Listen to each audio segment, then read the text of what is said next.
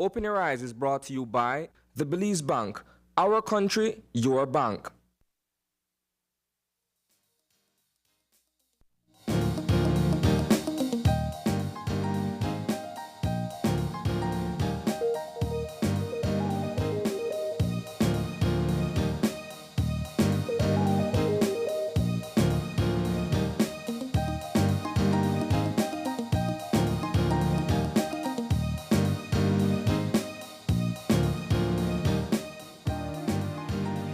Good morning and welcome to Open Your Eyes. Start your morning right. I am John Palacio. And I am Brighton Cott. And thank you for joining us this morning. It's a beautiful morning out in the city, Brighton. Yeah, this morning, John, I got up, I heard the birds. Yeah. I said, well, we're in the 501. Yes.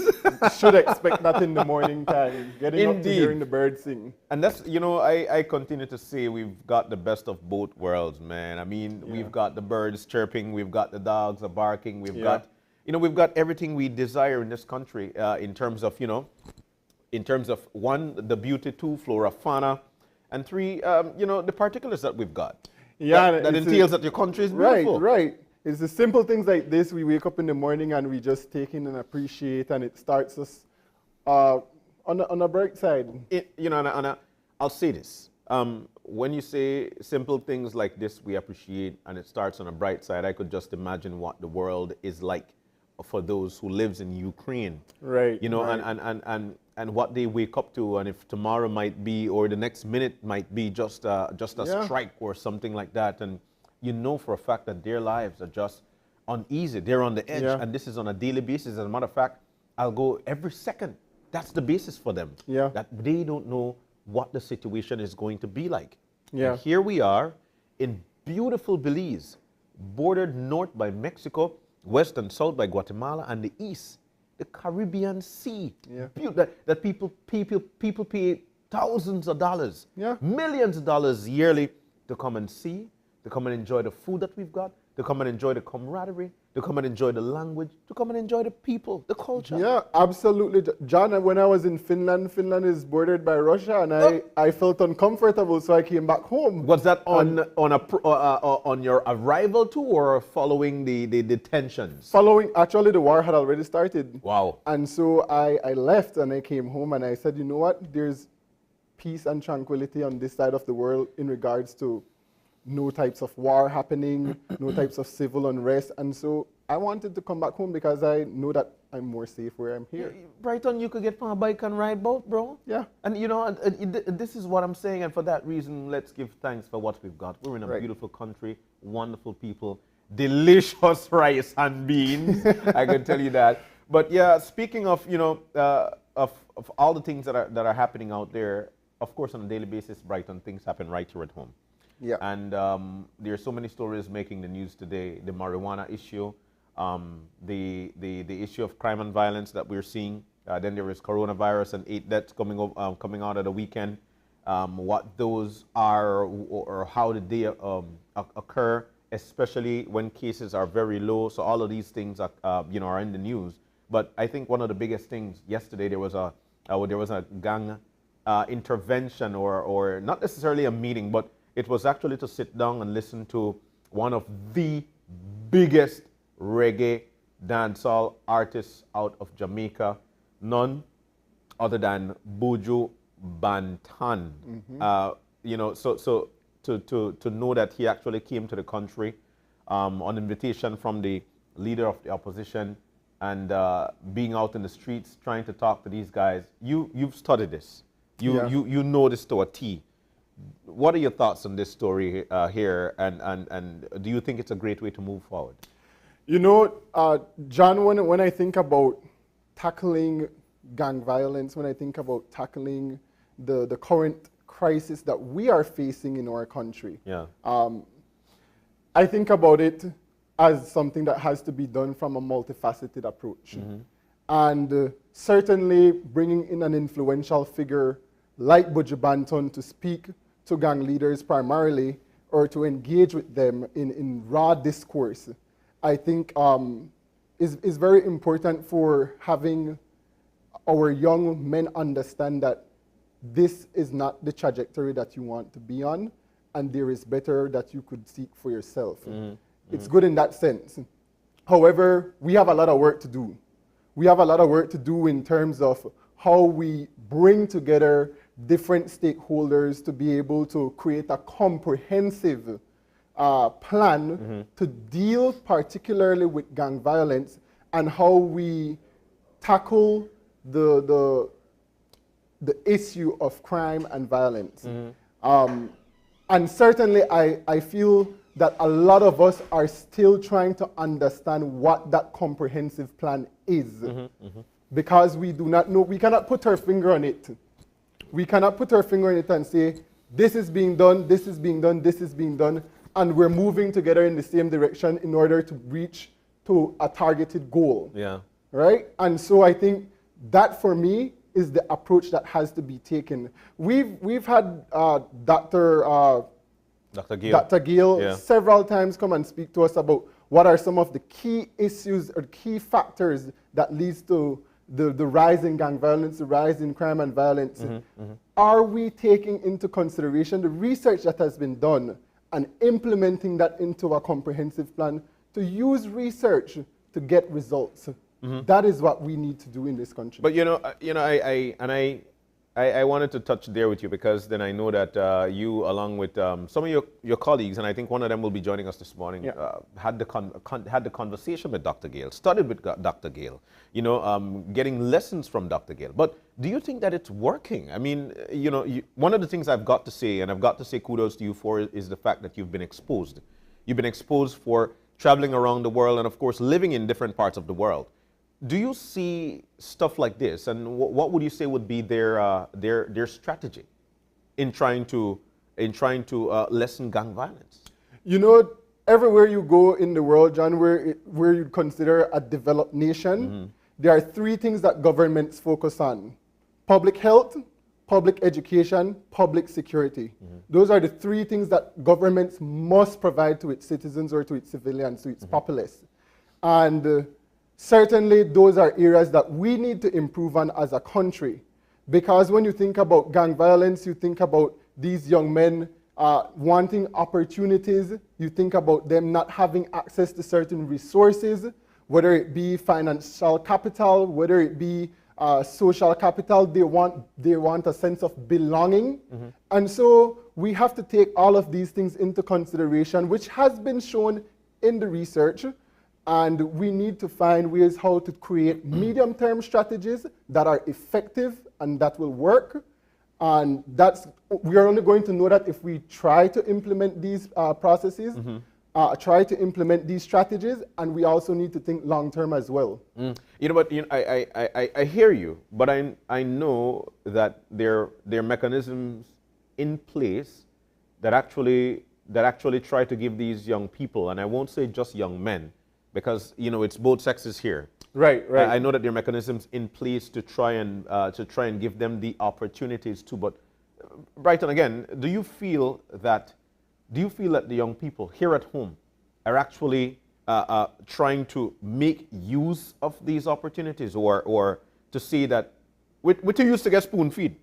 Because we're going to hang out in the corner. We're going to hang there, and especially around election time, that's when you notice the bait start come out. And I feel that that's one of the biggest problems here, whereby we're not teaching people how to fish. We're actually giving them fish. We're providing them with fish. Do you feel that we've got? What are your thoughts? It's a combination of both, John.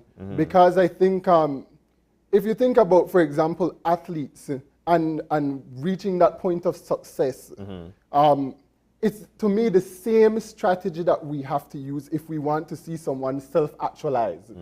Whether it be in sports, whether it be in life. You have to take someone out of their community where they are not being provided with the essential nutrients, so to speak, to grow. Well, same with plants. Right? I do it, right? Yeah. You have to take them out of their environment and put them in an environment that is going to foster positivity. But it also comes with providing support for them to be able to carry on that process of development. Yeah. If that process is broken, then it's easy to slip back into the cracks. And we have to be consistent with how we are tackling the issue. It has to be a multi-stakeholder approach. It has to be. And the support has to be consistent.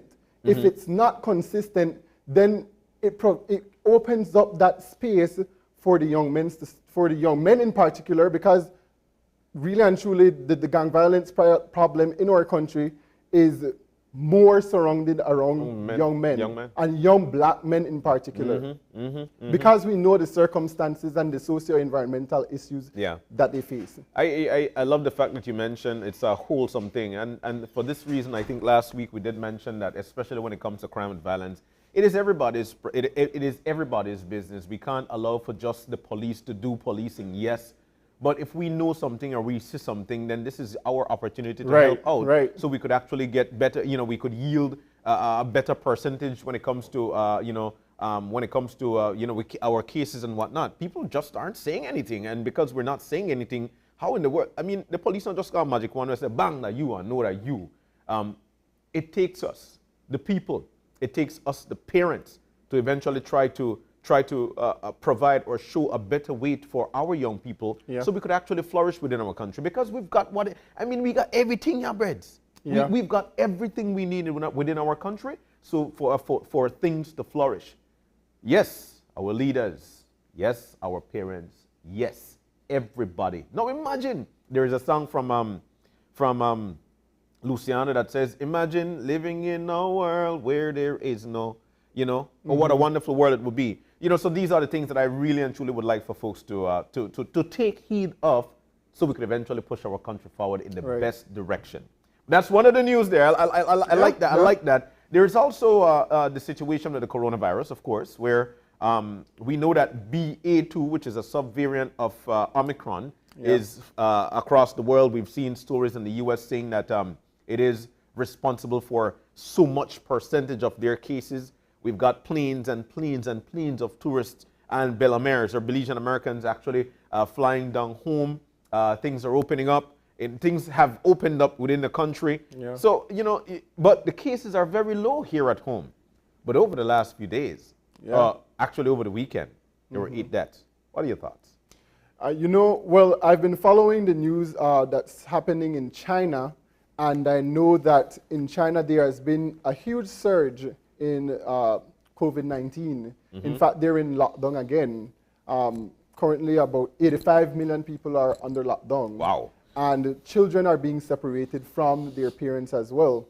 And so we are not out of the woods as yet. No, we're not. We're not, as it pertains to this virus. And we know how viruses are. They're going to mutate.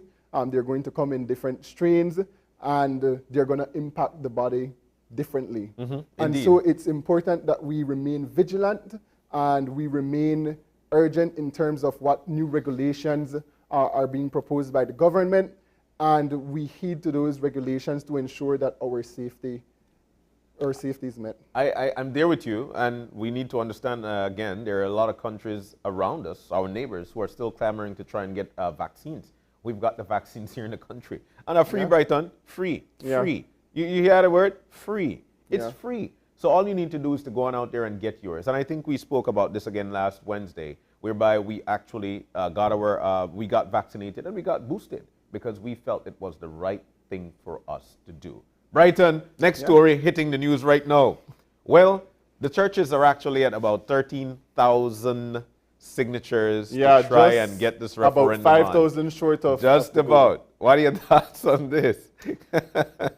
Well, I was watching the news last night, and I heard the minister said that, he doesn't want to say that it's a moot action that's being done by the churches, because he stated that they were consulted last year in October, and at the consultations that they had, the churches did not bring up anything referring about referendum. And so, like I stated last week, I felt as if though it was a bit late because the bill has already been passed. And I also do recognize and hear the importance of having to go back to consultations because of the way how the legislation is structured.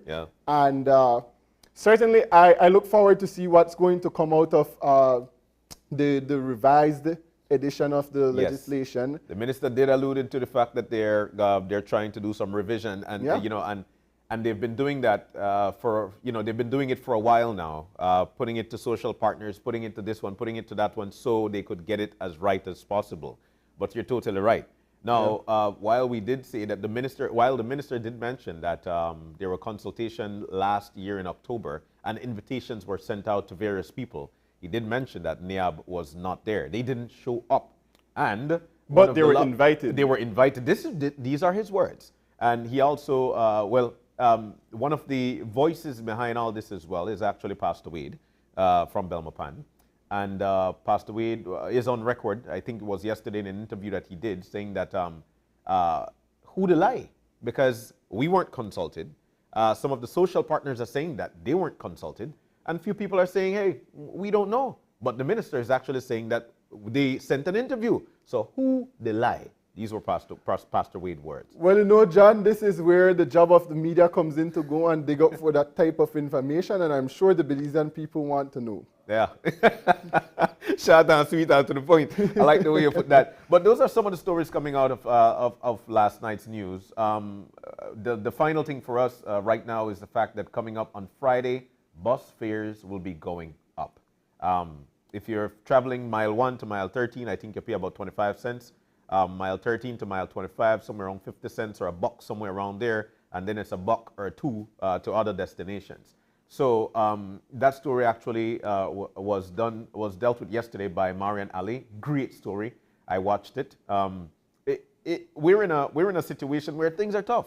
And GOB is actually trying to put things in place, especially for these people. Because, bro, I'll tell you what, you're in one of those Bluebird buses, and you, especially if you're sitting down in the front, there's a sign that says the manufacturing date and whatnot. And we know they're old. But we had the players, we had the bus association players out here, I think about 2 weeks ago, and we're saying, you know what, even though these buses are old, they're still doing the job as it pertains to moving folks from point A to point B. GOB is saying, hey, we're putting things in place. We know that you need parts. We know that, of course, you need for shuttle people, it's fuel. So this is what we can do for you. But again, the people will be feeling that pinch. What are your thoughts? Certainly. And we think about the whole revision of the transport system that has to be done.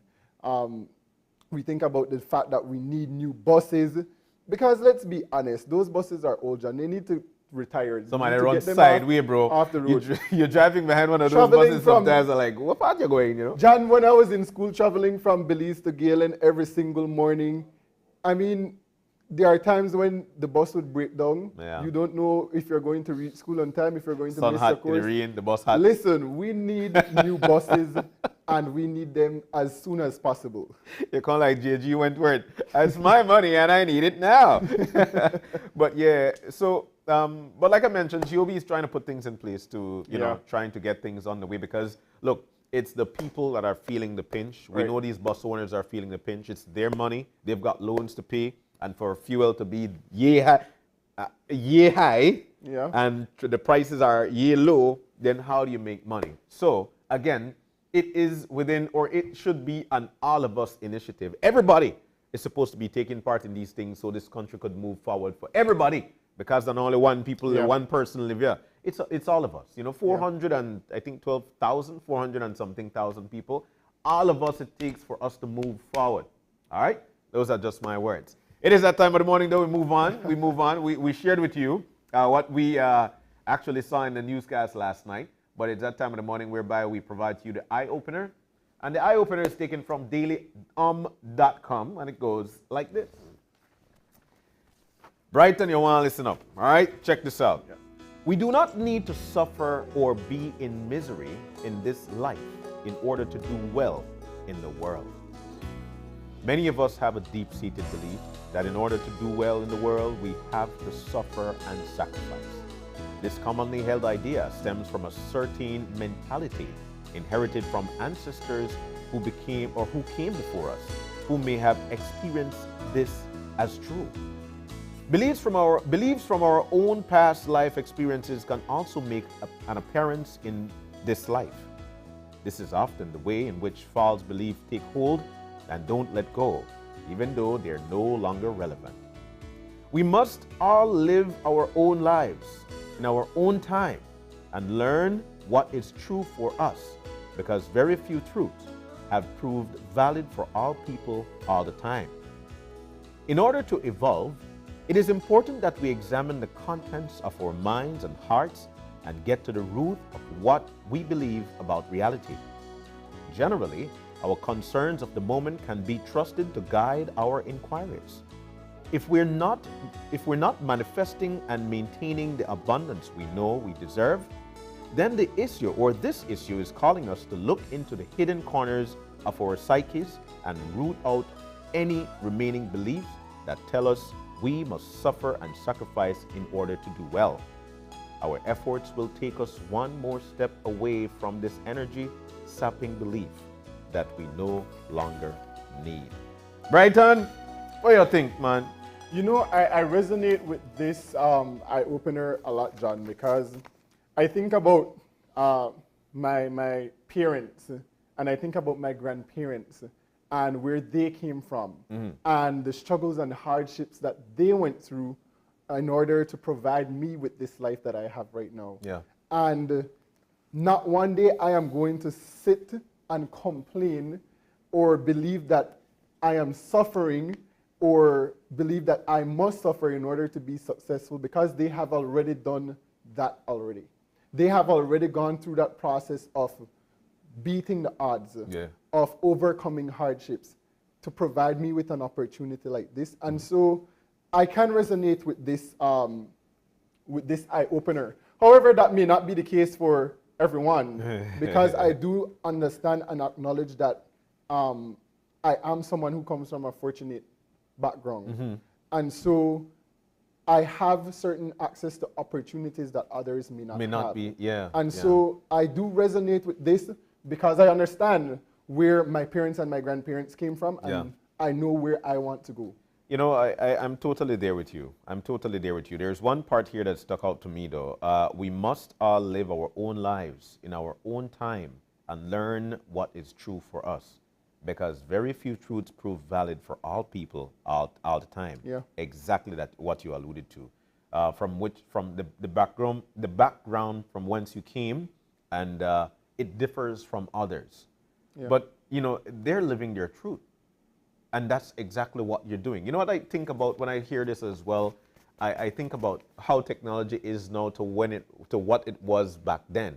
We're actually, they're the analog, we are the digital. You know. But at the same time with the analog and the digital, you still have to dial. So there are a few things that we learned from them that we're actually applying to our world or our way, that we're actually doing it even in a finer way. That will eventually, which is or will become our beliefs, and we'll be passing that down to our offspring. Exactly what me do. Guys, I got my young one day home, you know? But there's so many ways in which we could break this down. I just want for folks to understand, though, we do not need to suffer or be in misery in this life in order to do well in this world. And we'll wrap things up with that. All right? Keep that in mind. Have the conversation. Read these things and let it be a starter while you sip your coffee there in the office or right there at home. It is that time of the morning. We take a look at the weather to let you know exactly what to expect throughout today and within the next 48 hours. We've got the forecasters on the line. Francisca today. Francisca, morning.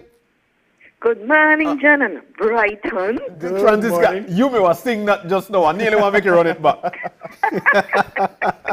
How are you? How are you?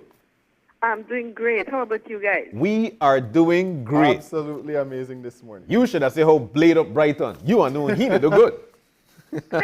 Well, he should look like how his name sounds. Bright on. Absolutely. Bright on. Francisca, let's jump on into the weather and let's find out how bright on it want to be. Let's start with the general situation. Okay, sure. Okay, so we'll continue to see fair and warm conditions today and tonight. And that will support sunny skies, a few cloudy spells today, partly cloudy skies to clear skies tonight, and little or no rainfall. Woo, you just make everybody ready to look forward to Easter happy. Let's talk about the winds from where and at what knot. Okay, winds east to southeast 10 to 20 knots and producing moderate seas. So that will support 4 to 6 feet waves beyond the reef. All right. So while east at 10 to 20 knots and moderate seas, this simply means that we've got some cool temperatures. What about those? Along the coast, yes. So we'll be seeing 86 along the coast this afternoon, 75 up in the Maya Mountains, but 95 inland. Yeah. So tell me about little it. warm. Yeah. And later on tonight, lows? Okay, so along the coast, 80 Fahrenheit, 74 inland, and 64 up in the Maya Mountains. All right. Sounds like somewhere you'd like to chill. Right there, inland area at 74 or up in the hills at 64. And let's talk about the extended forecast. It's the Wednesday before, and a lot of people must have their plans in place by now. If they would like to venture off into some parts of the country, what should we expect within the next few days?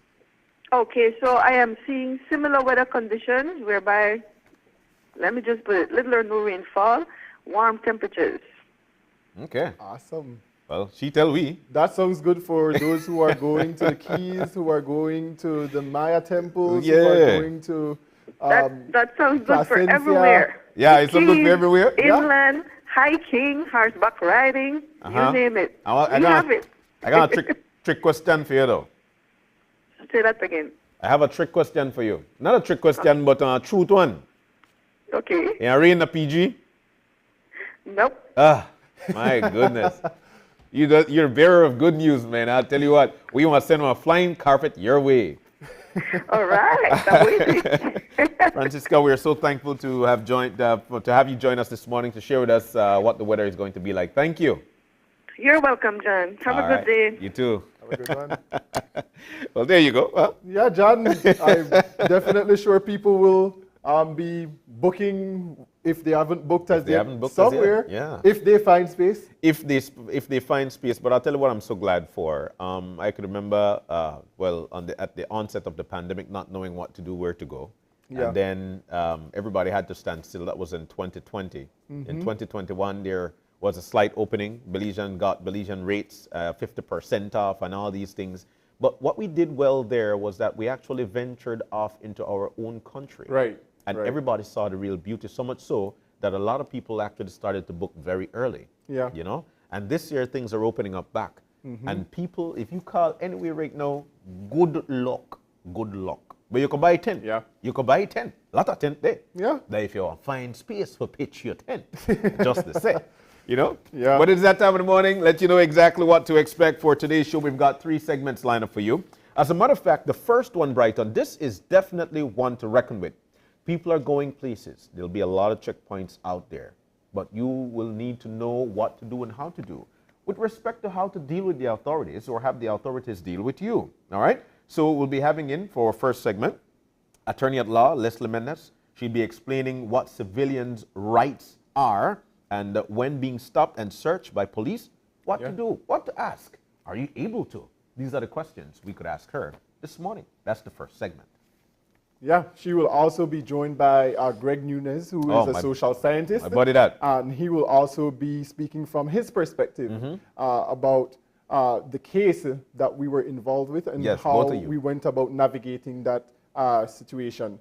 And then we'll be joined after by Dr. Atanasio Cobb, who will be here to discuss about drinking responsibly. We know that as Belizeans, we are drinkers and partygoers, and we need to know sometimes what our limits are. And so he will be in to discuss that with us this morning. And our third segment for this morning, we'll be joined by Anthony's Creative Touch, who will be speaking to us about making Easter baskets for the kids, male and female, as well as for adults. Excellent. So we've got that and more right here this morning, live on 5. Open your eyes. We've got to take a break, but just before we do, we've got a birthday shout out. And we would like to say a big, big, big happy birthday to Noli Avila. Happy birthday to you, Noli. Oh my goodness. Lovely. I like your dress too, man. Then he eye, then he watch. So good morning and happy birthday to you. We'll give you the last 2 words to you. And make sure that you enjoy your day to the fullest. All right? Shanice, I never did send him a picture or 2, but I've got 2 special birthday greetings I'd like to share. Firstly, to my brother from another mother, Ernie Alpuche. Yes. His birthday was yesterday. Man, you should have seen Ernie yesterday. Oh my goodness, flourishing. Yeah. Happy birthday to you, my brother. It comes from your SKZ team. We love you so very much. He is the life of the party, man. Oh yeah, that's Ernie for sure. is the life of the party. A lot of photos around, you'll see that he do it. All right? So happy birthday to you, Ernie. We wish you all the very best. Then there's this guy. He is, you know what? Words can't explain how great he is with people, how great he is as a person, and what a great example of a person that he is. I'm talking about my brother, Jason Solis. Happy birthday to you, bro. Your SKZ team, your brother's squad, wishing you all the very best. We love you. Happy birthday to you and Ernie. We're going to take a break. When we come back, we've got much more. This is Open Your Eyes, live on 5. Stay tuned.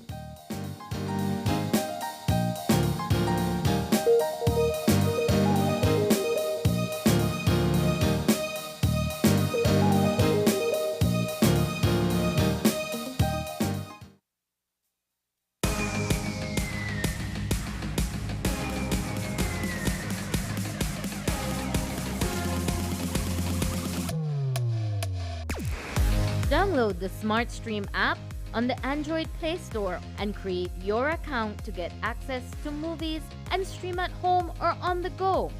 Prepaid customers can purchase regular data packages or get a discounted rate on a special SmartStream package by dialing 7737. Postpaid customers will be billed monthly. Never miss a movie again with SmartStream. Your life just got a lot less complicated with Belize Bank Contactless MasterCard Debit Card. Introducing our Standard Debit and MasterCard Platinum Debit Cards. Now you can make purchases anywhere MasterCard is accepted with one tap, pay and go. Your contactless card never has to leave your hands, especially in these times. And your card is embedded with multiple layers of security. Platinum card holders get to enjoy extra benefits like price protection, purchase protection, trip inconvenience, and luggage protection, just to name a few. Start enjoying a cashless lifestyle today with the Belize Bank. Hello, welcome to Samsung's awesome experience right here in Belize. Come check it out. Not sure which Samsung Galaxy A series is right for you? Touch, play, and learn about your device before you buy. Once you've purchased your device, you can now benefit from the full Samsung service experience. Your phone is covered by a 1-year local warranty. This includes manufacturer defects and software and hardware issues caused by the manufacturer. Enjoy your phone with peace of mind knowing that your Galaxy is protected. And when your warranty expires, you can still bring it to our certified Samsung Repair Center. Our technicians will diagnose and repair your device with Samsung original parts and machinery. Enjoy the Samsung experience when you shop at any of our authorized partners countrywide, including Cellular World, Digi, Odette's Home Center, Debari, Tropigas, and Quartz. Join the Samsung experience in Belize today. If you're looking for low-cost television advertising, have we got a deal for you? Advertise on Channel 5's Daily Classifieds. Channel 5's Daily Classifieds is one of the most effective methods for introducing yourself and your business to the community. Use our Daily Classifieds to recruit employees, promote specials, promote your products or services, promote a business opportunity, increase traffic to your website, and advertise items you have for sale. Let us help you save valuable time and money. Call us today at 223-0146 or visit us at our offices on Pony Drive to discuss how we can help your business grow affordably. Channel 5's Daily Classifieds. Advertise today.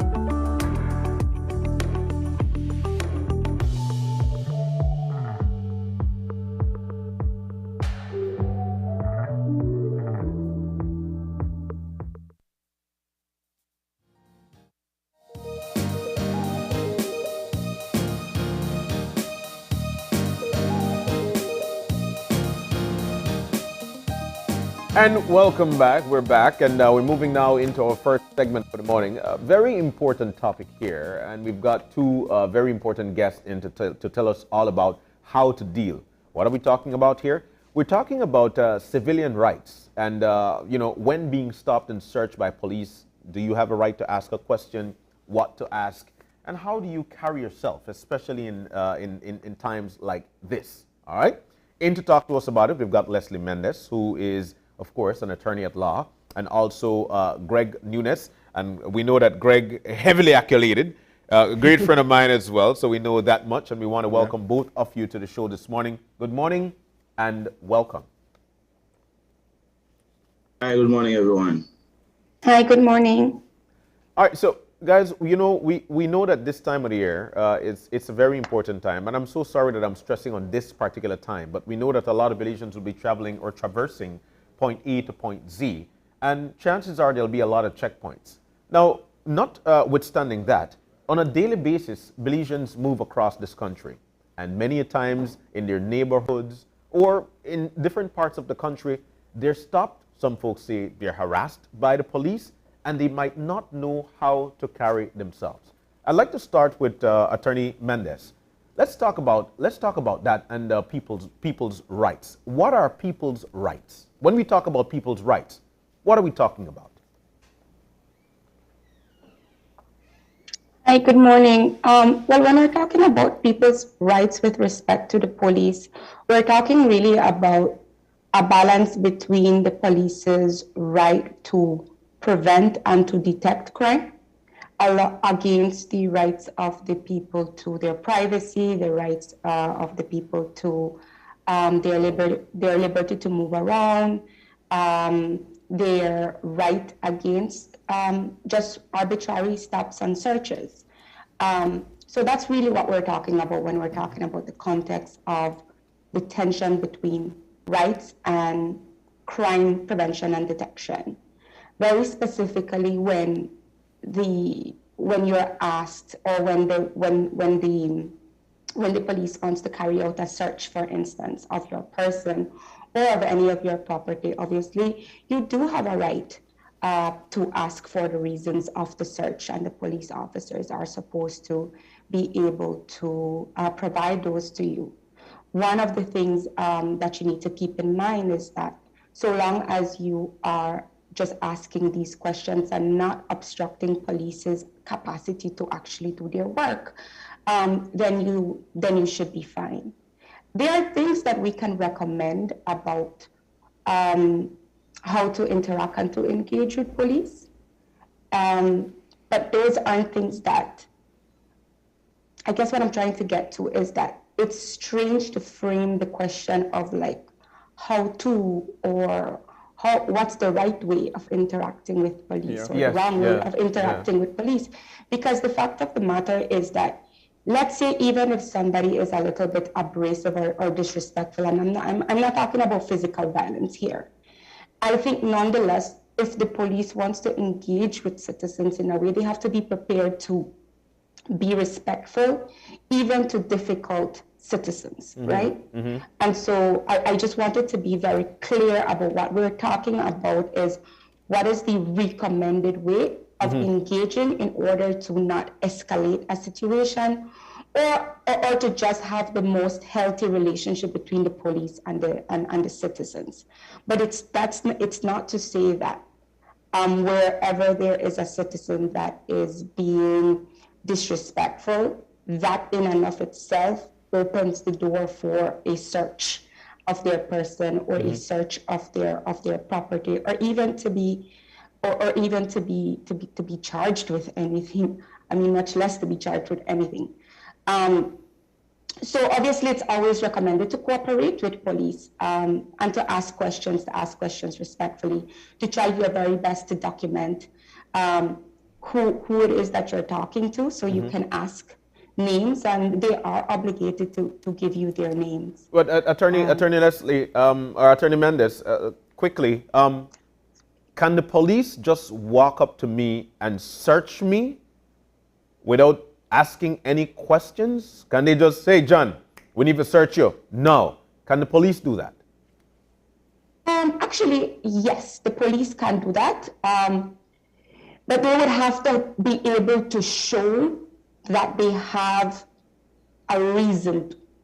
So they either have some intelligence about something that came to them, that you, specifically you, have something on your person. Okay, so okay. They can ask you about that, the fact that they need to search you. Okay. In that process, you can ask for the reasons, and they should be giving you the reasons for the search. So very important. You did mention that they have to have a reason as to why they're searching me. So primarily, I raise my hand, or I put my hand on the vehicle or on the wall.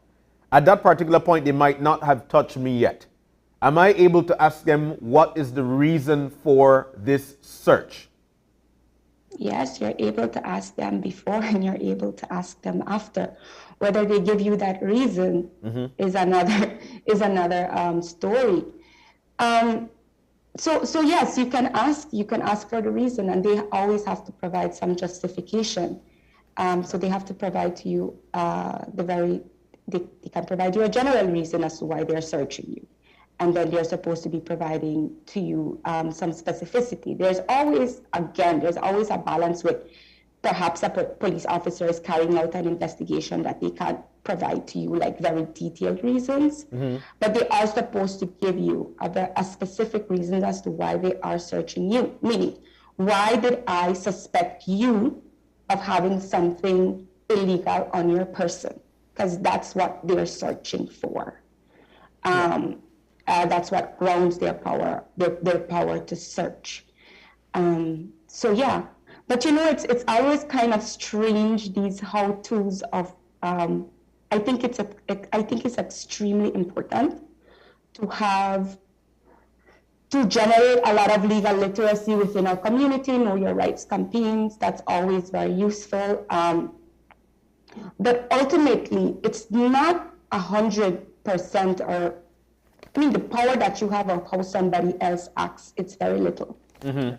And so the idea of trying to give an impression that the citizens sort of control how the police approaches them based on the level of their education it's not really it's not very accurate, and it's not very fair. Okay. I think that these sorts of campaigns, maybe we should start to reframe it to kind of speak to the police and tell the police what they cannot do, right? Okay. Because I can go ahead and I can ask the police, why you search me? Yeah. And they will tell me that I have a business.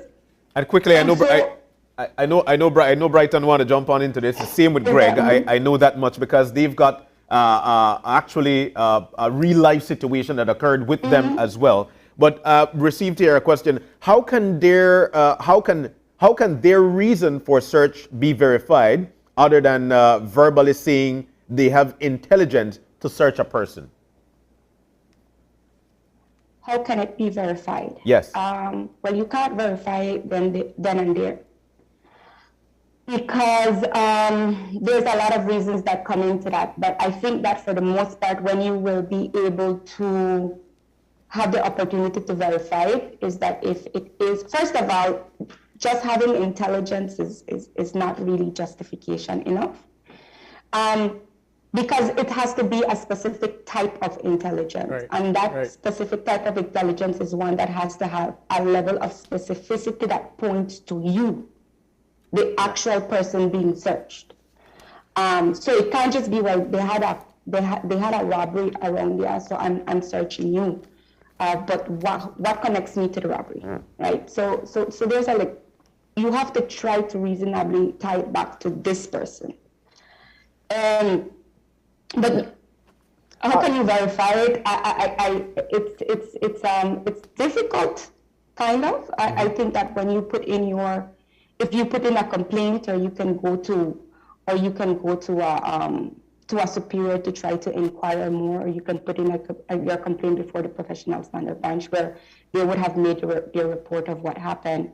But it's not 100% verifiable all the time, because also police are acting on observation when they are out there patrolling as well. And so it is a complex and difficult space to interact. But there are the fact of the matter is that the burden, the onus, the responsibility is on the department to then be able to properly justify that that search was warranted and that there were reasons for that search. And within the context of the proper process, whether it is before the professional standard branch or whether it is before the courts, then in that process, the burden is on them to be able to come and verify that or to substantiate that. Some of the things are based on their observation. How can I verify an observation? So really it is a very fact-sensitive, it could be a very fact-sensitive scenario, but if they do have intelligence, then they should be able to easily provide that because they would have a written statement from somebody saying this and that happened, and so I suspect a person of this description was the one that I saw doing it. So it really depends on the situation, but yes. I'm glad you shared that, Leslie, because I want to get Greg to jump in on the conversation as well. Because both Greg and I have been victims of unconstitutional stop and search. And we have challenged that in the court, and we were victorious in that challenge at the Supreme Court. Greg, speak to us a bit about your experience and what you see unfolding or still continuing in terms of the stop and search that's taking place or carried out by police officers and civilians. Okay, so it's quite an interesting rehashing of this type of issue, given that there was a belief that there would have been some changes, after the case, which was really a constitutional challenge. Nevertheless, we're having these conversations because we continue to see a lot of these situations surface and obviously emerge as a result of what I would consider to be limited interventions by those in authority to restrict the type of behavior, or at least to streamline the type of behavior of police officers. In my instance, as just in keeping with Leslie's position on the use of actionable intelligence that the police officers are able to point toward to suggest that there's reason to actually stop and search you. The veracity of their claims tend to be, when challenged, is where it's really important, because that's where you see the distinction between arbitrary search and what can be considered a reasonable search. So in my instance, for example, it was considered arbitrary because of the details that came out in the case. And that is because the police officers first indicated to the court that they had stopped me because I had intervened in their conducting of their duties, which was found to be inaccurate.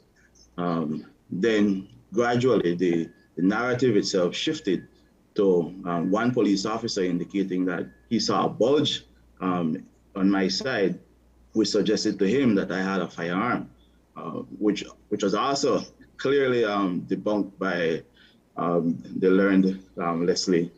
And so these are the types of situations where the public has a challenge in terms of being able to prove the case, being able to hold police officers accountable. But I also think that from an institutional standpoint, Leslie's point really rings loud when it comes to how do we hold police officers accountable rather than trying to mitigate the behavior or the response of civilians. If you recall recently, there was an incident where I think repeatedly it has been said on television by high-level police officers that you have the right to be able to record, for example, a police interaction. And yet we continue to see police officers unilaterally feeling as though their power is sufficient to be able to assault you, beat you, take your phone away, or prevent people from actually recording what should be considered an innocent interaction, right, or a lawful interaction. So that in those instances, I wouldn't say that how do civilians know how to operate over the Easter. It would be how do police officers conduct themselves in a way that does not bring ill repute to the department as well as to the government of Belize, and of course to themselves as professionals. So that is more of, I think, and I agree with, let's say that the conversation really needs to kind of be reframed as to how police officers start to respect their duties. Greg, you know, and because we know that a lot of police officers might be watching as we speak, and primarily, especially for you and to you and Brighton, I'm so sorry for the situation that you guys went through, but the fact that you guys carried out, especially with your attorney Leslie, to make right of the situation. You know, I'd like to say kudos to both of you, actually to three of you. But Greg, what would you say, because police officers are watching right now, how would you say should have, or what do you say should have been their approach to a situation like you guys' approach, or you guys' situation? Well, let me tell you, it's a very challenging response to situations of this nature, because there's always the argument that there's a few bad apples that attempts to spoil the bunch. But in reality, and I think Leslie has spoken to this extensively in previous interviews, that institutional policy is very important, right? So our police officers should recognize multiple things in my view. One is that obviously they're dealing with individuals within communities, and they themselves are also part of communities. So their comportment in itself should represent that from the onset, that how they deal with people should be mannerly, should be respectful, and it should be professional. So you identify yourself, you indicate to the individual what reason you have to stop and search them, if you have a reason, and if you do have a reason, the person, in my view, and this is not a legal standpoint here, should be able to continue to engage you in your explanation of why they're being stopped. Obviously, not in a combative manner at all. And of course, there's this unique aspect where I think there's a racial and economic dimension in all of this, where if it is that you continuously find yourself as a police officer, and I'm speaking to the police officers now, if you continuously find yourself stopping individuals based on a profile, a particular profile, right? Based on gender, based on race or ethnicity, right? And based on a certain particular type of dress code, which really represents culture, right? And that's very important, because what often happens is that the public discourse tends to digress into how you dress, right? To suggest as if though that person had to do something wrong to justify a police officer's stop and search. Culture is a unique thing. How I dress, I could dress baggy shirt, I could dress baggy pants, and those, they sell them at the store, don't they? Those represent a part of our youth culture, and that should be respected also. So I think that police officers, in terms of the training that they receive, ought to include some of those cultural sensitization when they're dealing with people. Sure. Yeah, you know, Greg, I'm glad you brought that up, because I could remember while we were in trial, the question came up to one of the officers to be able to justify the reason for stop and search. And I believe it was the Supreme Court judge who asked, did you stop and search Mr. Codd and his friends because it was a bunch or a group of young black men in a vehicle driving? And you know, for me, I think when we look at the demographic of the young men who are oftentimes victims of these unconstitutional stop and search, it is young black men from the socio-environmental communities that are impoverished, that are a part of this culture that you speak of, Greg. But also, furthermore, it's a certain demographic that we're talking about. And I want for you to elaborate a bit more about your instance, your interaction with police officers, and certainly how you were able to navigate your situation. Okay. Well, to be honest, it wasn't very difficult for me to navigate the situation, given that I understand the law. I make an effort to know the laws, and it's very particularly easier when you realize that some police officers don't seem to know it well enough either. So in those instances, I think that when police officers are unaware of the law, and in my case, I think that they were that they lacked the requisite requisite knowledge or understanding of what their powers were. It wasn't as challenging for me, which is why obviously we ended up pursuing the legal case. But it tends to be a hostile type of interaction, obviously. Police officers, and I'm speaking now because of my particular case, they're using instruments of the state to repress and suppress a certain type of response from any civilian that they stop, right? So they are ready to start off with their vehicle, with these big vehicles where they just start, pull up next to you and brakes up and all kind of stuff, and then jump out immediately. Some of them already have firearms out. So it's very difficult to know how to react to that, you know. And obviously we don't live in a bubble, we live in a globalized world where we're able to see the representation of civilians being killed by police officers, whether or not it's in Jamaica or it's in the US. We get to see these types of interactions. So there's this natural instinct for you to not know how to properly behave. And it's weird, it's unique how they tend to feel as if though the civilian who is not trained ought to know how to comport himself or herself, compared to the actual trained individual who's supposed to know when to how to escalate a situation or de-escalate a situation, when to actually draw for the firearm, or when to know how to actually verbalize the position to the individual who they're dealing with. So when I was accosted by the police officers, I took a step back, you know. But the interesting thing is that the reason I took a step back was because of the way how they rushed toward me. You know, that it is an indication to me that I can be physically assaulted at any moment, and that's not something strange to see on any side of the road where some police officers feel as though they have the right to assault you. And in fact, we've seen it on videos. So yeah, that was essentially how it started for me, and I immediately at that point asked them, you know, what are the reasons for search? And obviously that wasn't greeted with with a reason, right?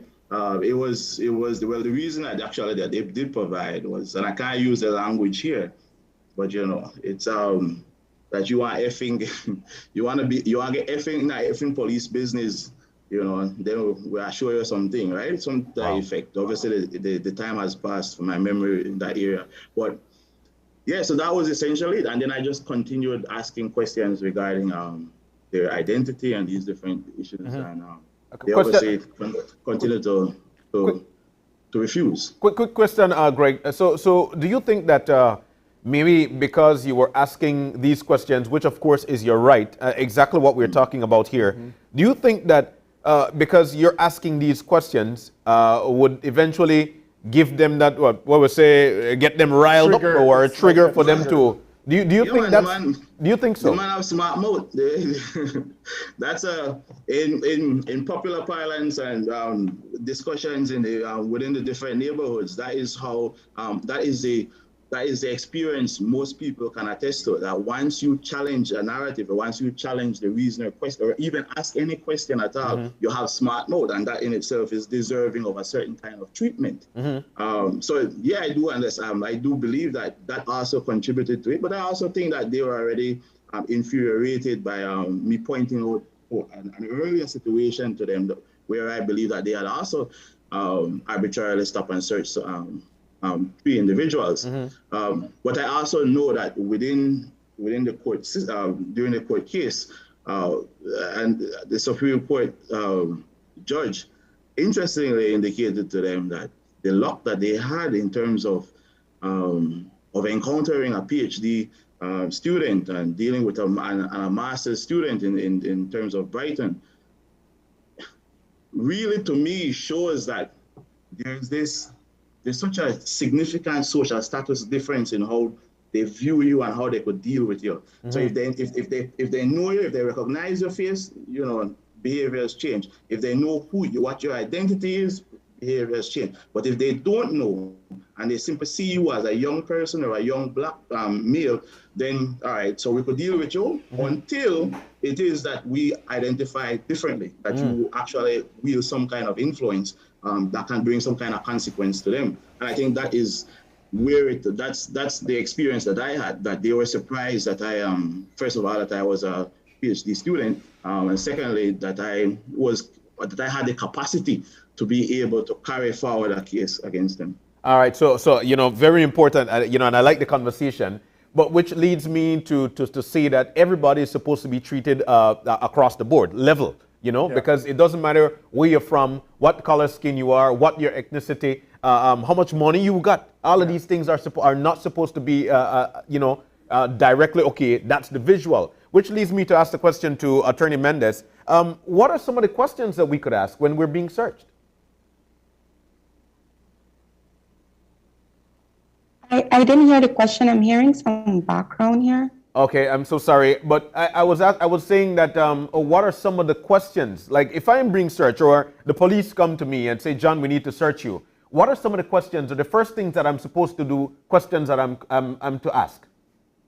Well, as I mentioned, you can definitely ask for the reasons for the search. You can ask for the names of the officers, especially so that you are able to then identify them. And yes, those are the questions. I mean,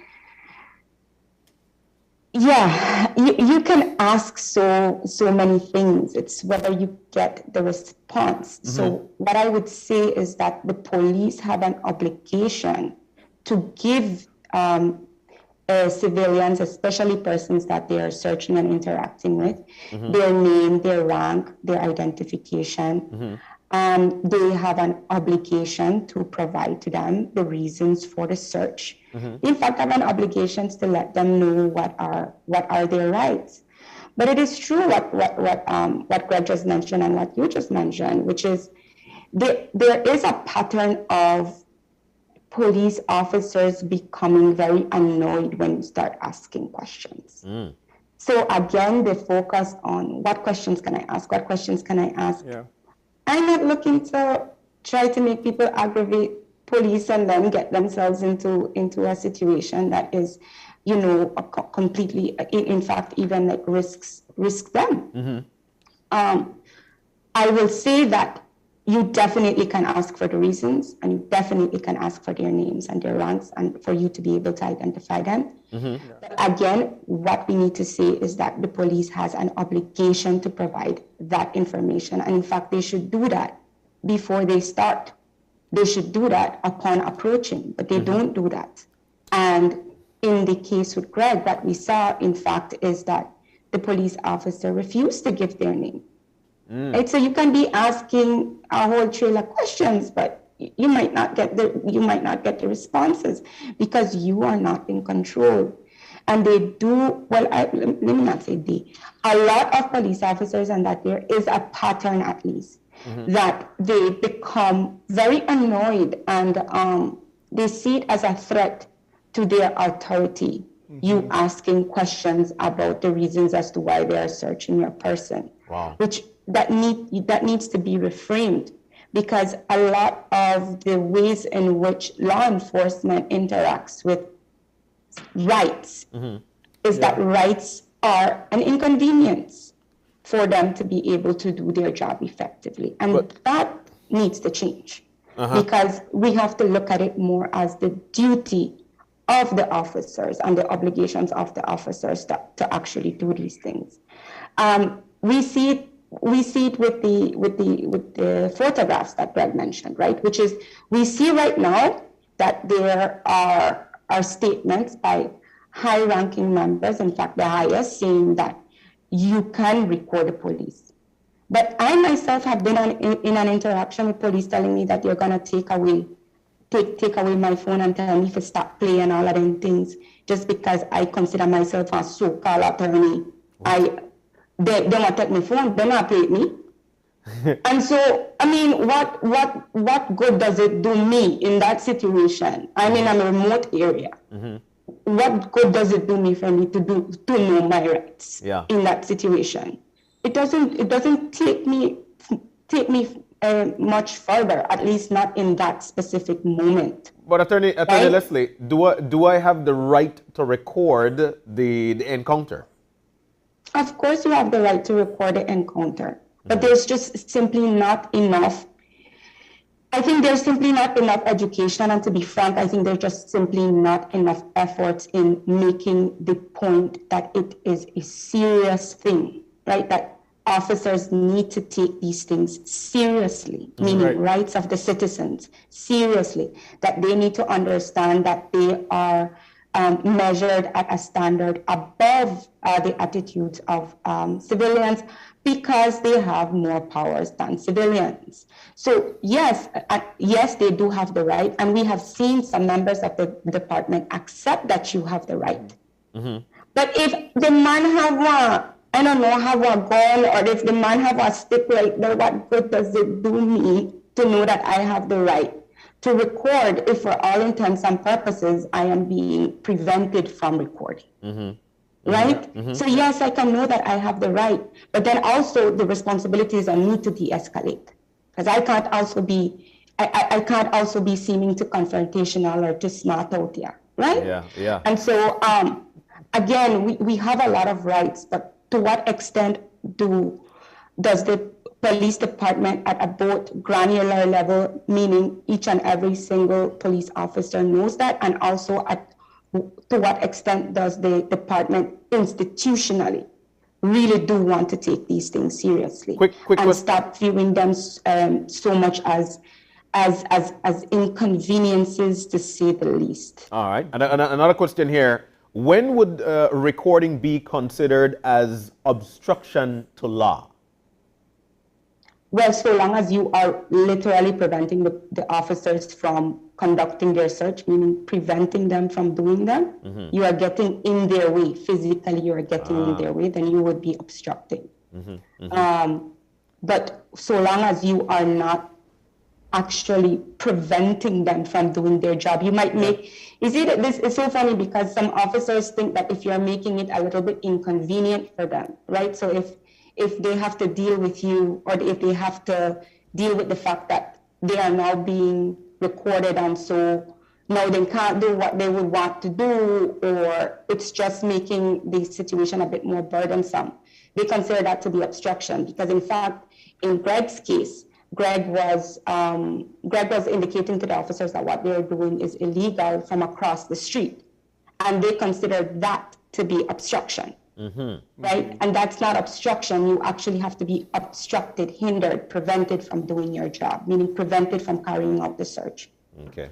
You know, Leslie, in the instance where you are stopped and you are confronted by police officers and you ask them for justifiable reason for this stop and search, and they cannot provide a justifiable reason, can you as a citizen refuse for that search to continue?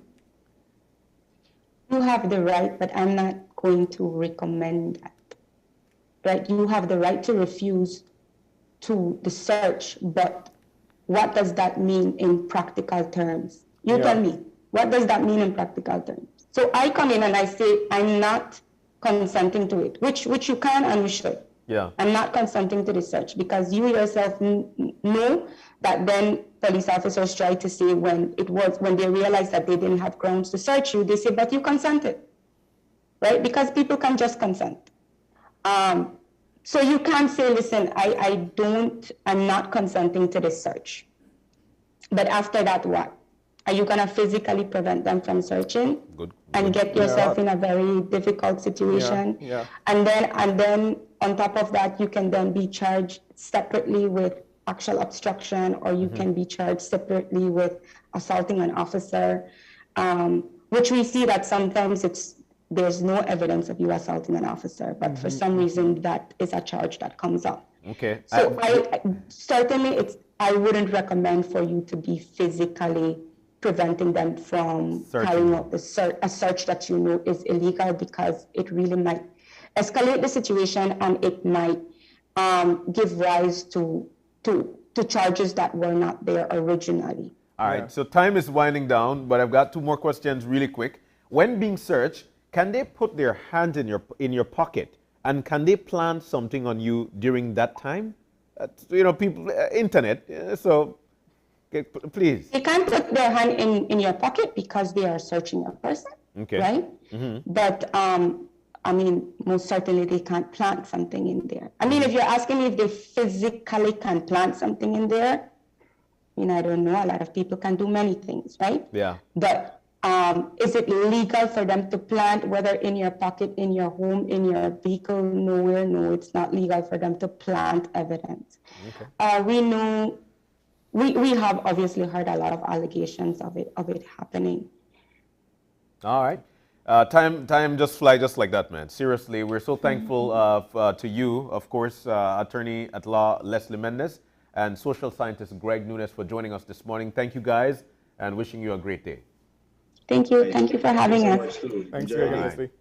So have a safe Easter. All right.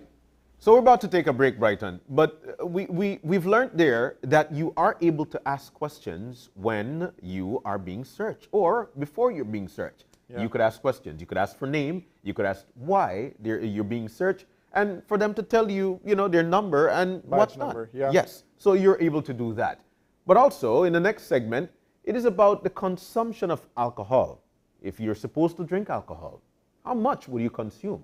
This is the Easter week, and a lot of people have got some serious business in their mind. And certainly this plays into how you interact with people. With people, well. So with it ties the police. into the conversation that we just had. Excellent. So we're about to take the break. When we come back, we'll be joined by Dr. Atanasio Cobb, ENT specialist from the Belize Medical Associates, and he'll be telling us what to do, what not to do when it comes to alcohol. Stay with us.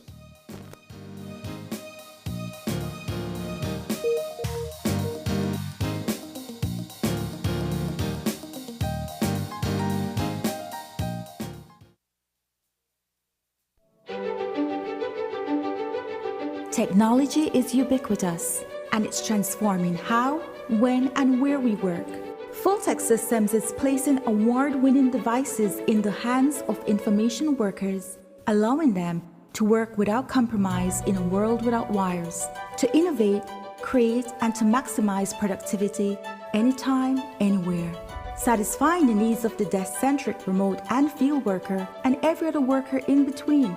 We are providing the industry's best devices to businesses going through the process of digital transformation. Partner with us today to provide the solutions that will allow your employees to work effectively and efficiently to enhance your customers' experience.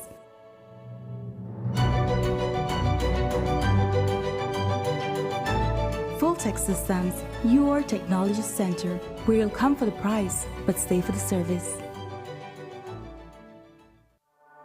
Todo beliceño merece tener una conexión de internet de calidad, rápida y confiable en su hogar. Para clases en línea y trabajo desde casa, es la nueva forma de vida.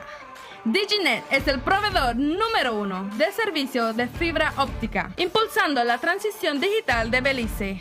Y ahora nuestro servicio de DigiNet es aún más accesible con nuestro nuevo plan de entrada. Por tiempo limitado, tú y tu familia pueden disfrutar de 20 megabits por segundo por solamente $49 mensuales. No más clases perdidas ni reuniones virtuales interrumpidas. Te está costando mucho tiempo y dinero. DigiNet es mejor que cualquier opción de cable o servicio inalámbrico. Visita cualquier Digistore hoy y suscríbete para la conexión más rápida y confiable de Internet para el hogar en Belice. Ven a ver lo que te has estado perdiendo. El mismo servicio de fibra de alta calidad, rápido y confiable, ahora a un precio aún más bajo. Para más información, visita www.livedigi.com/diginet. Digi, nuestra telecomunicación nacional.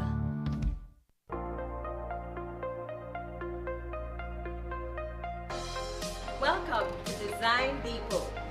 All in one place. Shop brands you know and trust, like Kohler. Welcome, GE Appliances. Welcome. Oran Windows. Welcome. Tiles from around the world.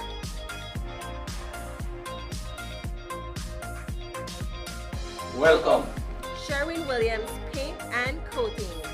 Visit us today at mile 3 on the Philip Golson Highway or call us at 223-3768. Design Depot. All in one place. Together we can stop the violence by being responsible and respectful partners and fathers in the future. I will take responsibility to respect women and girls and hold other young men accountable who use hurtful behavior and speech. Toxic masculinity traits and harmful social norms about how men should behave contributes to gender inequality and violence and fear that women and girls face. I realize that gender-based violence is a problem that will never end until all boys and men work to end it by resolving conflicts without violence. We all have a responsibility, and that is why we encourage others to spread this message, to commit to advancing gender equality and to end gender-based violence. I commit. I commit. I commit. I commit. I commit to make changes to end violence violence in my life and elsewhere. Together we can stop the violence.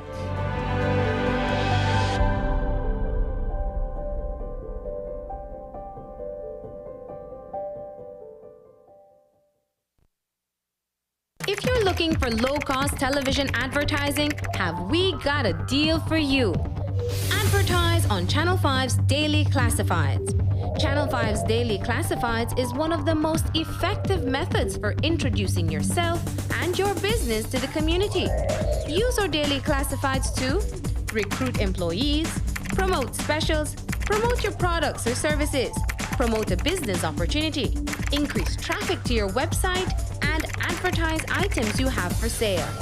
Let us help you save valuable time and money. Call us today at 223-0146 or visit us at our offices on Pony Drive to discuss how we can help your business grow affordably. Channel 5's Daily Classifieds. Advertise today.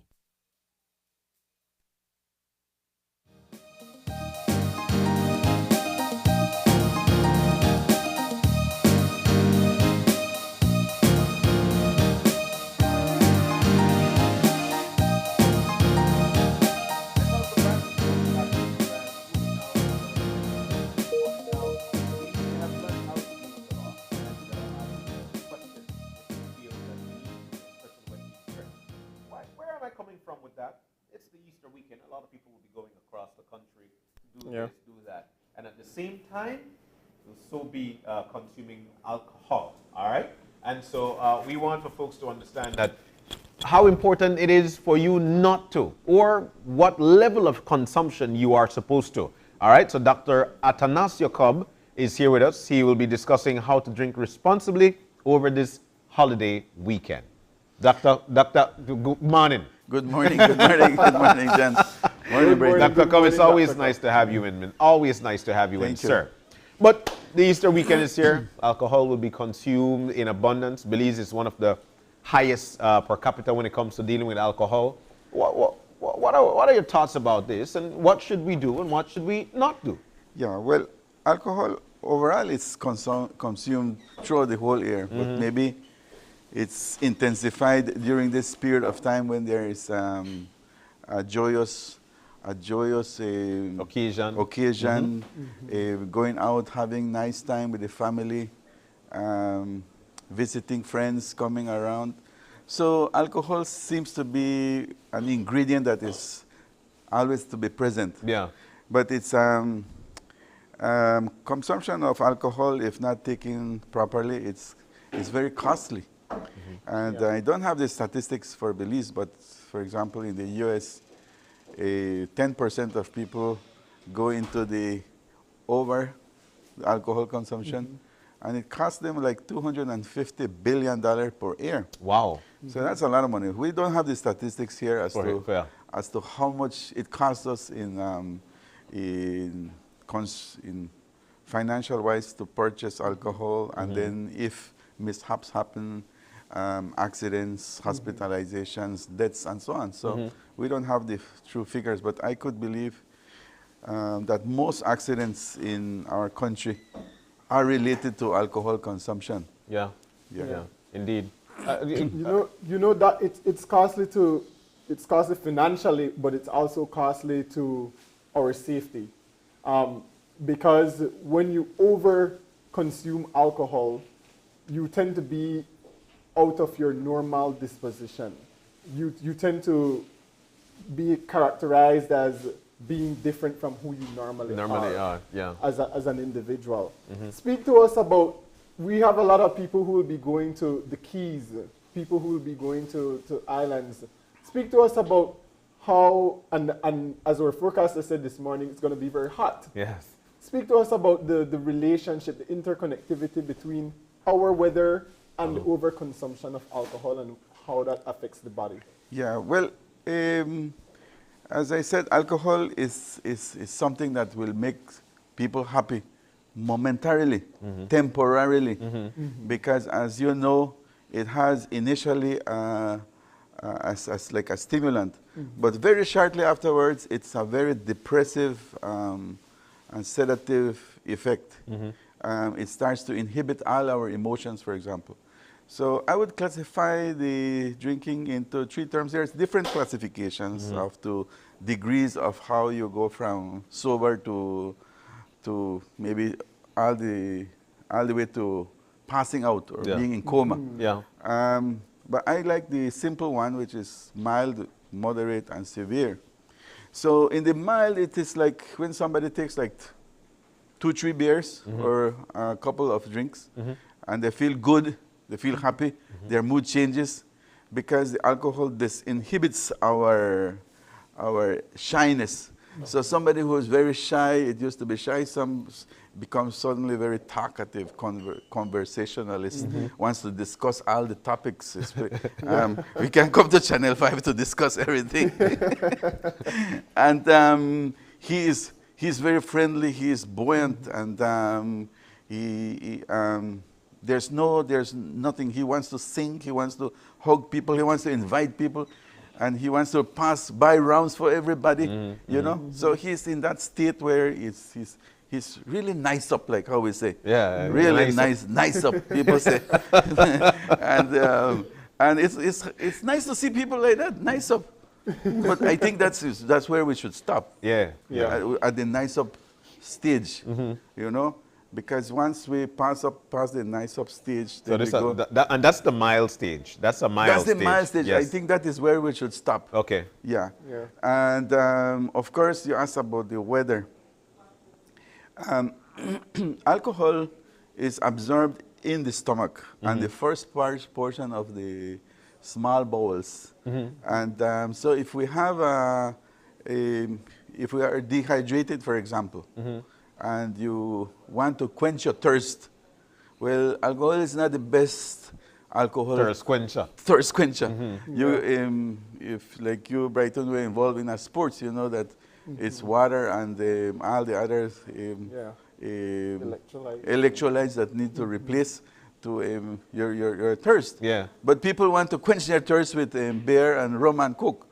So suddenly, in such a short time, 15 minutes to 1 hour, my God, they consume 5 or 6 cups of glasses of alcohol, 6 beer, and the next minute you say, boy, the man came in good. He looked good when he came in, and now the man is slouching in the chair and can't talk. He's slurred speech. And so he's dehydrated and he's trying to quench his thirst with alcohol. That's wrong. And a lot of times also if you have an empty stomach, like, well, the people who drink know this. Yeah. That before some people eat before they go out. Consume alcohol. Which is good because, like I said, alcohol is absorbed from the stomach and it goes straight into the bloodstream. Yeah, it does. It doesn't pass anywhere else. It goes straight into the bloodstream, and from the bloodstream it goes straight to your head. Straight to the brain. Straight to the brain. Yes. It's not. It doesn't bypass the go to the liver, try to be broken down. No, it's straight there. And so it has immediate effects, especially you're dehydrated, you have an empty stomach. It absorbs much faster. Yeah. And so the effects become much quicker. Yeah. And the risk of overdosing is higher. Okay. But he did ask, with respect to being out in the sun. A lot of people are going to be in the sun. And Francisca tell we this morning, the weather won't be good with respect to the sun. So consuming alcohol in the scorching sun, what's the effects there? I think also I must mention is how fast you consume this alcohol. Binge drink. Binge drinking, like in the next hour you drink 5, 6, 7, 8 beers. Binge drinking. That's binge drinking. Binge drinking, yeah. You get knocked out easily. Right, first round and you're out. And the whole party gone through and you don't know what happened to you. You know? You come back to Belize and say, boy, I don't know what's going on. So, yeah. Afraid to open your wallet? Yeah, nothing in there. And the worst thing is that you don't know what happened. You have these gap memories and so, because alcohol just blocks it. Yeah. And you don't know who did or what you did or what you said or how you behaved, And then the guilty feeling knocks you for a whole month maybe. Yeah. But I forgot the question. With respect to the drinking in the sun. Drinking in the sun. Yes. Yeah, if you consume alcohol under the sun, but you take your time, like over hours, instead of drinking everything in one hour, spread it out, then it's good. It's not going to give you such effect. Also, if you're active, also it makes the metabolism of the alcohol a little faster, and which is good. Some people will take some alcohol and they're ready to party. Yeah, let's party. So you strike up a music and the man jump up. Yes. He never used to jump up before. Kind of like weekend at Barnett. He's sitting in the little corner there, the man quiet, and suddenly he is ready to... Life of the party. He's the life of the party. She said tequila and the sun, or like when you drink tequila. Tequila and the sun, yeah. Yes. It's tequila and the sun. But, I haven't had that experience, but... You know that when you consume alcohol, like I stated a bit earlier, you tend to act out of character, especially if you overconsume alcohol. Speak to us now about those who think that they have the ability to drive because they have probably only had 2 or 3 cups of beers and they are the designated drivers. Yeah. Should they drive? Absolutely not. It's a no-no. What happens is that when you drink alcohol, your brain completely changes. You lose perception. What looks ugly a few minutes ago looks beautiful. Your reactions are slow. You tend to, you say, okay, I look like I can do this thing, and certainly if somebody films somebody who is in their moderate stage, they become clumsy, and their reaction time is slow. Their altered consciousness is also affected. So the cognitive skills also are affected, so they cannot make proper judgments. Right. And so they believe in their mind that they're superheroes. They can jump 10 feet from the platform down into the pool. Yeah. Yeah, they probably will land on their head in the shallow cement, water. in the shallow waters. So their perception is completely changed. But the person isn't really aware of it.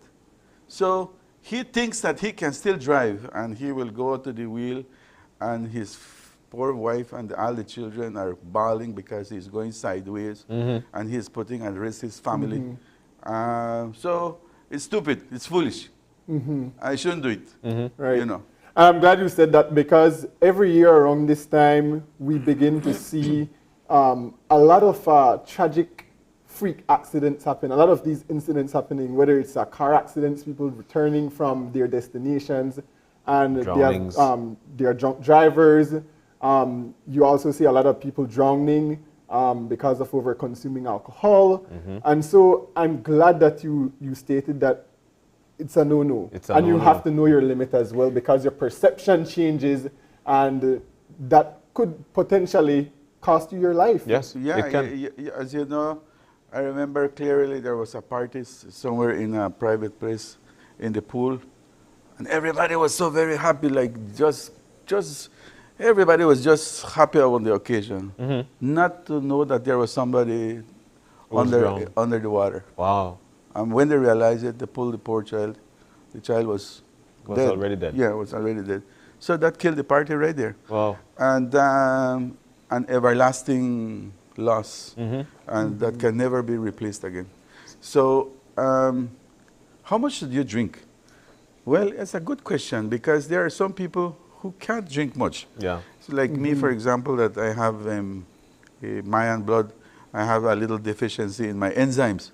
So a few drinks, I start to get red, and a very little bit of alcohol will put me to the next stage, from tipsy to drunk.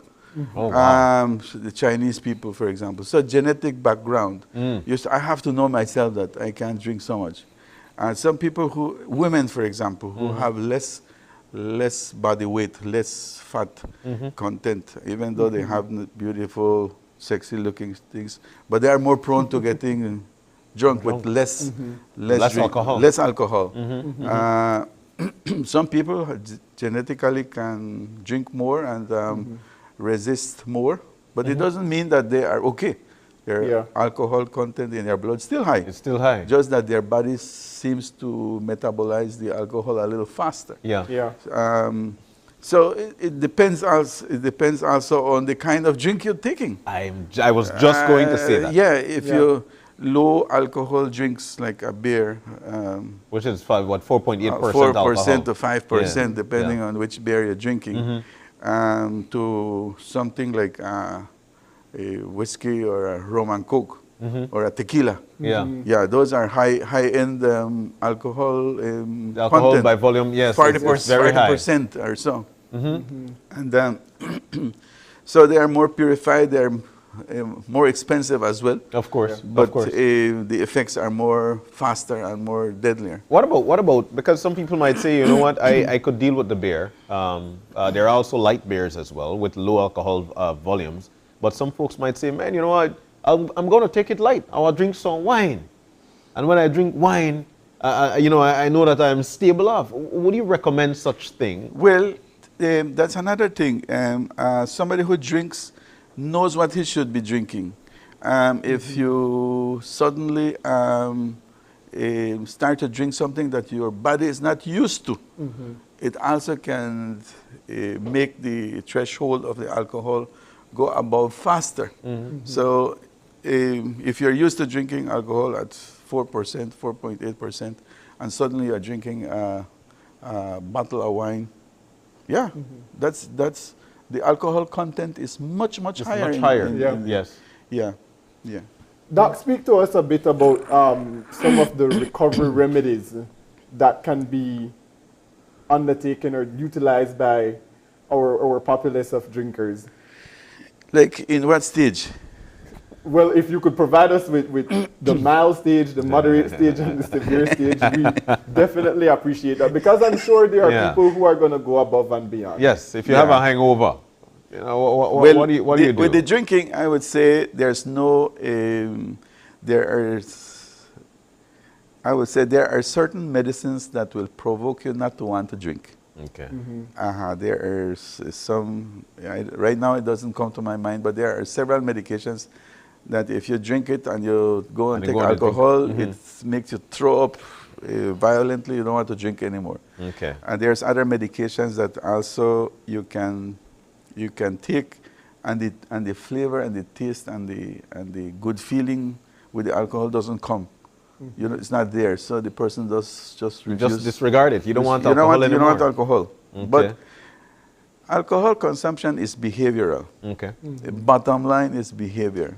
How we behave, what we think. You know. So some people will go and have fun without any alcohol. And I can tell you about myself. I used to have a couple drinks to go on the floor. Yeah, like I can't get out of the chair and. So you want dance tiny whiny, you want drink one. Yeah, I'll drink so that I can.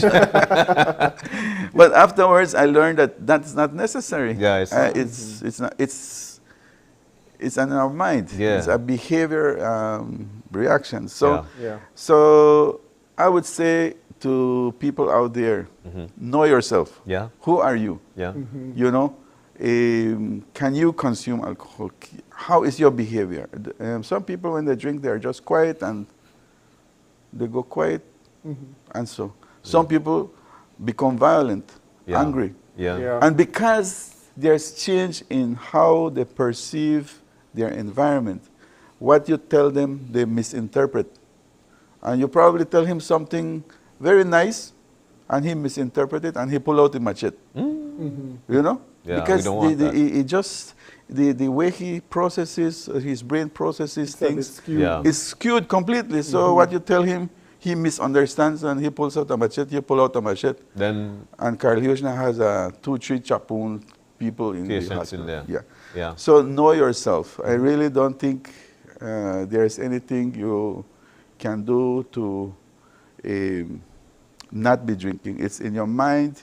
You know how to drink. Once you're tipsy, stop there. Stop there. Don't. And if you really want to drink a lot, make sure you're rehydrated properly. Make sure you'll be eating. You know, because it's funny how alcohol has a lot of calories, but it causes low sugar, hypoglycemia. And so this is how they call this beans place, rice and beans place by the downtown. Remember? Yeah. You go there and you're hunting for this rice and beans place because you're hungry, but your sugar is low. And this is one of the complications that happens when people go moderate to severe drinking, when they're drunk, slurred speech, consciousness altered, and so on. And they go to the hospital, and the first thing we will do is hydrate the person, up their sugar because their sugar level is low. And when your sugar level is low, also your body temperature changes. So you start to get shivery. The person starts to get clammy, cold skin, their skin clammy. Of course, more and more, then the person has lost, even the sense of pain has gone. Because you see people drop and they get up like nothing. Everything good. Everything is good. They don't feel nothing till tomorrow. They feel like, what happened? Yeah. I'm so achy. What happened to me? Yeah. Yeah. They don't know. They got a broken nose, broken jaws. And they don't know anything about it. So in this case, now what you need to do is to monitor your alcohol intake. Make sure that you consume a lot of water. Yes, and don't consume a lot of alcohol. And don't consume a lot of alcohol. Yeah. Those are great parting shots, Doc. I'll tell you what, because the Easter is here and a lot of people will definitely need to take heed of those things that you've said this morning. And you know what? The Easter is for us to enjoy. Yeah, it's a family time. It's a family time with friends and so on, have fun. Yeah. And when alcohol, you pass the limits of your tolerance for alcohol and you go beyond, the party is over for you. Yeah. Right. Yeah, the party is over for you, and you destroy the whole atmosphere, the whole party, the vibe. Everything is gone, Yeah. destroyed. Yeah. Right. And it's sad that it turns out like that. More sad, of course, if this person gets knocked down or if he there's hurts a loss somebody. of life. There's a loss of life. Yeah. It's very costly. Yeah, it is. Yeah, repair. When you go to Placencia with your nice little car and you come back, no car. Oh, man. Yeah. Doc, we're so thankful that you were able to join us this morning. Well, thank you very much, Primarily, the John. message is if you don't have to consume alcohol, then just don't. Especially if you've got your family, a driving point A to point Z, just don't. All right? Make sure that you've got a designated driver. Doc, thank you so very much. We're talking to Dr. Anastasio Cobb, ENT, Belize Medical Associates, and everywhere. I can tell you that much. Do enjoy your Easter, all right? Thank you so much. Thank you, Brayton. So we're going to take the break, B, and when we come back, of course, you learn that you're able to ask questions in the event of a search by the police officers because you are able to do that. That's your right. We learned that if you don't have to consume alcohol, just don't do it. If you feel like it, then do it minimally and make sure that you're eating, make sure that you're hydrating. But what about the kids? What about your family members in terms of a little gift or two? Yeah, always looking forward to that Easter basket. That's right. Easter eggs, jelly beans. Yeah. That's a part of Easter too. So, Anthony's creative touch, she'll be in to demonstrate how to put a basket together, what to put in there, and how to nice it up. We'll do that when we come back. Stay with us.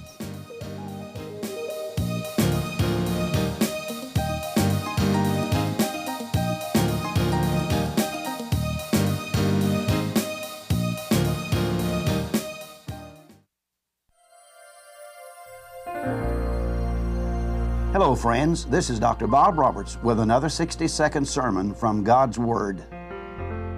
The Bible says, "For if when we were enemies, we were reconciled to God by the death of His Son, much more being reconciled, we shall be saved by His life."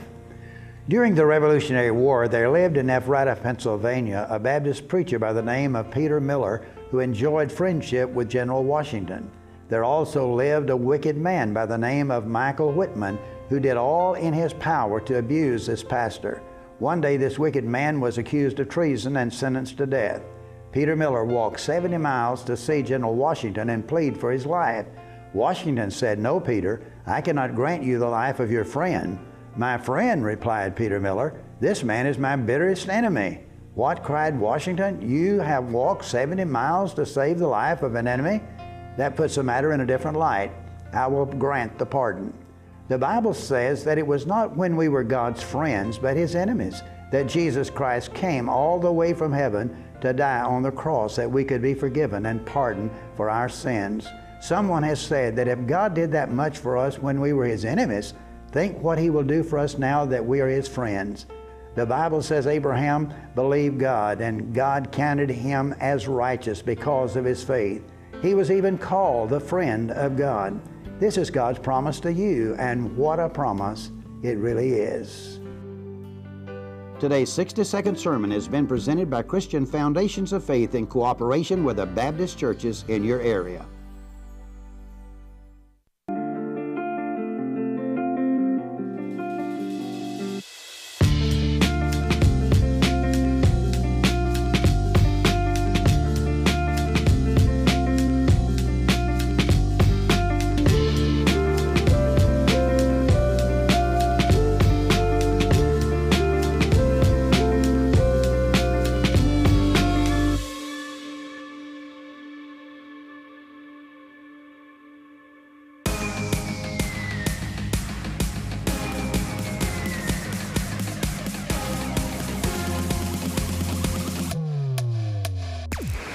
Download the SmartStream app on the Android Play Store and create your account to get access to movies and stream at home or on the go. Prepaid customers can purchase regular data packages or get a discounted rate on a special SmartStream package by dialing 7737. Postpaid customers will be billed monthly. Never miss a movie again with SmartStream. Hola usuario de eCash, la aplicación eCash está disponible en español. Cambiar el idioma de tu aplicación de eCash de inglés a español es rápido y sencillo. Déjame mostrarte cómo se hace. Primero, abre tu aplicación eCash. Introduce tu PIN. Toca el icono More en la parte inferior de tu pantalla. Selecciona Security. Selecciona Language. Y luego selecciona Spanish. Vuelve a introducir tu PIN y ya está. Tu aplicación de eCash está ahora en español y puedes seguir disfrutando de tu cartera digital eCash. La aplicación eCash de Belize Bank te hace la vida más fácil.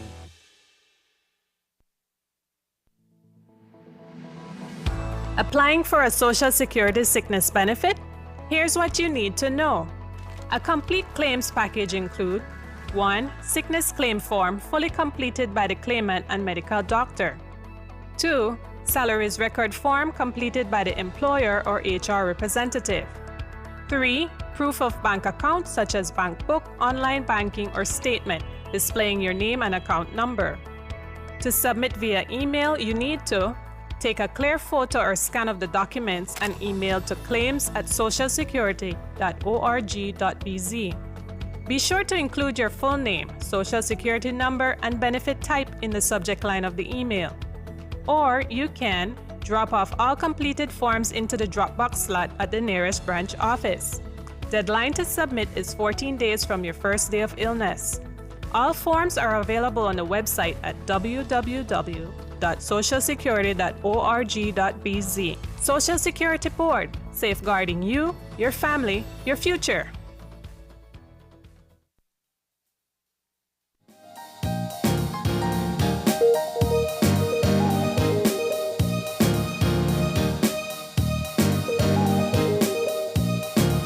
We are back. Welcome to our third segment. Now, we've learned how to, ask questions, like we mentioned, because it's your right. We've learned that if you don't have to consume alcohol, you shouldn't, especially if you're drinking and driving. But what about learning how to put together an Easter basket? Because definitely, it's the Easter weekend. Now, in to tell us all about how she does it is Atney. I want a strange name when I get the story really later on. Atney Alford, who is the owner of Atney's Creative Touch. She'd be demonstrating how you put these things together. Atney, morning. Good morning. Yeah, I just want to make you know too, and if they should put a wide again, he the stand up for something, all right? This one I really like. This is more like it, John. Get up back for the thing. There you go. But Atney, it's so nice to have you in. You've got a lot of stuff on the desk this morning. My goodness, talk to us about the business. Well, good morning again. Mm-hmm. Nice to have you in. Thank you for having me. All right, so you actually put things together. This is Atney's Creative Touch. Atney. What is that business about? Atney. Yes. But we do apostrophe esca with the talk about you. Well, my business basically is about anything that you would want for an event. Maybe like souvenirs, centerpieces. I do backdrops, setups. Basically anything that you would want, I can manage put together? to do it. Yes. So how long ago you put this business together? It's been 4 years now. Oh, wow. Man, flourishing. Yes. I love that. I've seen how it's grown from the first year to the 4 year now. Yeah. And it's good. What put you into that business? Well, my creativity when I was going to school, I was always the one doing the posters and the writing because I don't want to go in front to present. Oh, I like that one in my group. She wants to do the work. Yes. And the first thing that I did was a baby shower for a friend, and she was so in love with everything. And she asked me why I don't do it for others. I said it's not something that I had think about, but I tried it again and again, and then it became something that I really loved. So I did it. And of course, I'm sure it's good to be an entrepreneur and be doing your own thing. Yeah.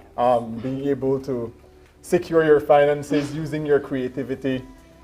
Speak to us about, it's Easter time and the kids will be looking forward to Easter baskets. I know when I was younger, I looked forward to Easter baskets. And me, myself, still look forward to Easter baskets. Really? Well. But I must say that we have Easter baskets here for the kids and we have for the adults. For the adults as well. Oui. Speak to us about the kids' Easter baskets and some of the things that you could find in there, how you make it how you add your creativity. Yeah. For the kids, it basically depends on the age. Because for a 1 to 4 year old, you won't give them maybe a diary to write in or something like that. But for a 10-year-old, won't give them a coloring book. So it all depends on the age. And then I go I will go and select what more than likely would be the thing to Best go thing for inside. them. Yeah, yeah. Okay, and it seems that you got this part down because, like you mentioned, it mentioned by age. Now, Yes. from this age to that age, you could do this. Then from Right. that age to that age, you could Yeah. do that. But how do you choose now what you're going to put in your basket? Like I notice you've got your decoratives going on Yes, and whatnot. this is the grass. Yeah. That the grass? Whoa. It's their grass. Okay, cool. So you put that together, Yes. and I notice you got it color coded. Yes. Did they ask for you to put it like this, or you just No, with your I own just creativity? do my creativity. Mm. So when they Cool. get it, they're wow. So Okay. Awesome. So we're gonna be putting some together? yes. Sweet. All right, so let's do it then. What do we have Okay. to do? For this one, this is mainly like for age to from age 7 to age 12. Okay. Okay, first you'll have the grass. Oh, we got grass. Yes. Yes. Then a coloring book is optional, but Okay. you don't have to have a coloring book. What? You put it on the side like ketchup on pepper. Ooh. And then we have the traditional peeps for Easter. Okay. Yes, always have to have those little chicken, Like chicken bird looking stuff. And water bottle, and Okay. the water bottle is customized. I customize it to go along with the theme. Oh, which you is okay? pink. Okay, you put that together. Yes. Nice. Ah, that's beautiful, indeed. Thank you. Okay, so there And we then go. I do customize chips to go along with the theme also. Customized chips, bro. Wow. The chips is inside. What chips are in there? Yes. Okay, put that in there. Put that in a basket. All right, and then. We have customized juice also. Well. Go with the theme. Yeah. And We have a little toy, a little puddle. okay. All right, so that's slipped. And the basket like this would be for what age? From age 6 to age 10. Okay, yeah, that's perfect. Yeah. I We know have a 6. skipping rope again. Whoa, for our whoa. little toy. Definitely have to promote healthy living. Of course, you don't need that. You the skip no. We have crayons to Of go with course, the for the coloring book, book. yes. And then, but that's a lot of stuff. Have a little bunny ears just to, for Just- Easter. Yeah, just the bunny up. Have pencils. But this seems expensive though. You've got a lot of stuff. Yes, it does. Okay. We have candies, well, a wide variety of candies you can put inside. Okay. You don't got no picoree? No. Ooh, I mean, I eat it right now. I'm a favorite. You know, John too, you always find picoree. If you don't find picoree, you find watermelon sweet. Yes, If yes, not, yes. You know the can sweet, the Yes, yellow. we don't talk about it. Or you'll find an Duvalin. Yeah. We had a bubbles, Okay, so bubbles, of course, Easter time, bubbles. an Easter egg with more candies. Mm-hmm. And then Sunglasses. your ice cream sunglasses. Yes. And you put that right there, and she knows exactly what to do, man. All right. And then I have a little plush to go along with the What's theme. that? Peeps. A plush. Okay. Oh, I never even think that teddy bear. Anything that can look like that teddy bear to me. So. And floaty, which is customized also to go along with the theme. Oh wow, you do everything. Yes. Yeah. My goodness. And then no, you still have to wrap that. Aren't you supposed to wrap it? Yeah. So when Yes. you wrap that, or we're just showing, okay, look wrap. But how you gonna put the pool thingy? I mean this tube. At the back. Okay. So we're gonna. So this is exactly what she does. So we're demonstrating for you, and we've got 2 more baskets to make as well. One for the adults I'm seeing here as well. All right. So we're putting the tube in. All right. So maybe that this one, maybe it's a bigger one. So let's put the basket. So big, let's sweep the drop out. 3 musketeers to whoa. All right. There we go. Put that in there. Okay. John, have you ever made an Easter basket before? You know, today I must say today will be the first day I make one Easter basket, like literally. All right, so there we go, and you wrap it up, and it's your own judgment of you know. Check that out. You can't tell me the basket no bleed up. So at me, if can people still call you out if they want a Easter basket or your pack? I'm really packed. I have people waiting to see if I have extras at the moment. Oh man. Okay. And how can we see your work? And is it only for Easter you do these things? No, I do for birthdays. Okay. Weddings. And I do gift basket, gift boxes. Okay. So that's one there. Yeah. Assembled. Make go to the next one, guys. I say from a towel. This one is the adult one. All right. So first things first. Grass. You got a grass. Then I edible grass. No. Okay. Then a we towel. have a beach towel because basically everyone goes to the beach when when the Easter time. So the kids take the tube. Yes. And the adults take the towel. Towel. Yes. All right. So we put that there, this together. And then a customized cup. Have to have the sippy cup. Yeah. Have to have that, and she make that. Yes, I did. Okay. So you put on your stash in one corner. There we go. Well, we have beer. Well. Alright, how it's longer. So, alright, so this is definitely for the adults. Yes. So put that there. Yeah. So you know what you do. We have our sunglasses. Sunglasses too? Yes. Whoa.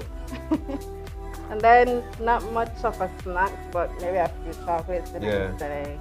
You know when you're up on the pool and a conversation hat, you pop one chocolate. A little You know? more snacks. Some more snacks. A little lotion for when you come out of the water. Just in case, kind of. We don't need them. I tell you. Them ashy knees. Yes. Not even for just in case, car we want need them. All right. Then of course, that's it. Voila. I could put that in my bag to man. So you get one bag over there. Yes, so there we go. We're gonna put this in the bag. Yeah, I could put on. Yes, so the towel and or about nothing, man. We wanna pick that up. So this is what we do. At need know she know how exactly to put it together. I wanna make sure everybody see the dove too. Whoa. God, I know anything gonna be a dove. You hear? Watch that. Yeah. You know when you finish it, one of those, you have to got all you look. You have to make sure you got all you can. Yeah.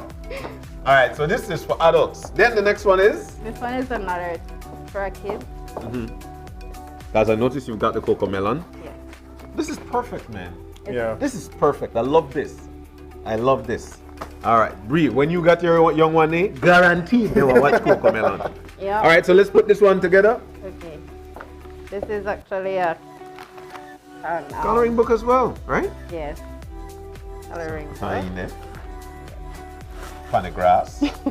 Suppose a coloring book what go age from would this there. one Yes. be for? From age 1 to age 5. Okay, so that's this is beautiful. for Character. the babies. Yep. The customized chip. Well, And then we have a cocomelon cup. well. The customized juice. And then we have another activity pack. Oh, with crayon and everything in it. Stickers. Mm-hmm. We have a traditional cake. Candy, yes. This is a bath bomb for the character. Cocoa melon too. Yes. I'm pretty sure all the parents out there watching would know what cocomelon is. Trust me, I know what a cocomelon is. But John certainly knows what cocomelon is. Oh man, Brighton, you are at your day. You are getting tired of cocoa melon. We have a body wash. Okay. With the cocomelon seeds. That's lovely. And then you got all the candy. You The got bubbles. Yes. And then this is a little toy. Look like on camera. I hope you got the in film. All right, you could talk. You tell us. Yes. Then we have more snacks. Okay. Yes. You got Twix, Starburst, and you have an Easter egg. Yes, and if your baby wanna write, you got a pencil. So there we go. Put that in there. And then we have a bag. Yes. With a beach ball. Woo! And inside the bag, you also have a beach ball. Yes, with grass. With grass. Yes. And then the basket is customized with the child's name also. Okay, so this one is for Sean. Yes, it's optional if you want to customize. You know, as a kid, John, that grass is so important, you know. You do not feel like your Easter basket complete without that. Without the grass. Because at the bottom of that, you might just find one extra chocolate or one extra picoree or whatever sweet they in there. I like it, picoree. But this is what it is. It's a quick assembly. It's a quick thing to put together. You just buy your whatever you need to put in a basket, and ta-da, you got it. Yeah. So if we'd like to get to Atney's Creations, what can we do? Where can we go?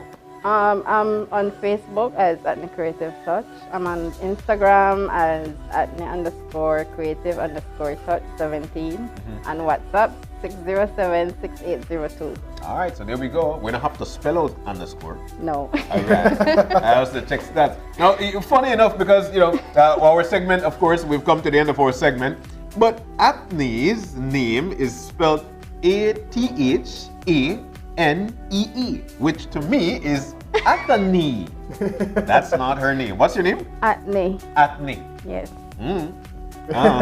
Your name spelling in English, but you say it in Creole. It's unique. It's a unique name. It's a unique And I already name, told her the word unique is unique because it's a unique, but people say unique. Hey, we're going to take the break, and when we come back, we'll be wrapping things up. Stay with us. We will be right back.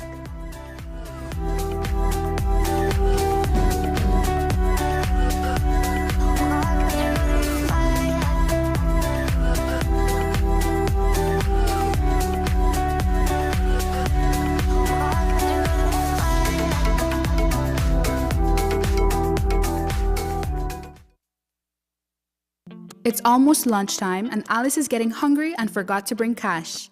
She remembers that eCash now has a geolocation feature in which she can easily view the eCash merchants near her, especially restaurants. Her co-workers also ask her to order food for them. Chicken chow mein, please, and a Coke. The merchant sends her the payment link. She taps confirm, and within a few minutes, her food is delivered. Alice then views her transaction history and taps on the transaction recently made. Then taps the split the bill button where she selects the unevenly option and moves the bar to the desired amount per person. The request is then sent to her friends. Her colleagues accept the request and are ready to enjoy their meals. Geolocation and splitting the bill via eCash make Alice's life a whole lot easier.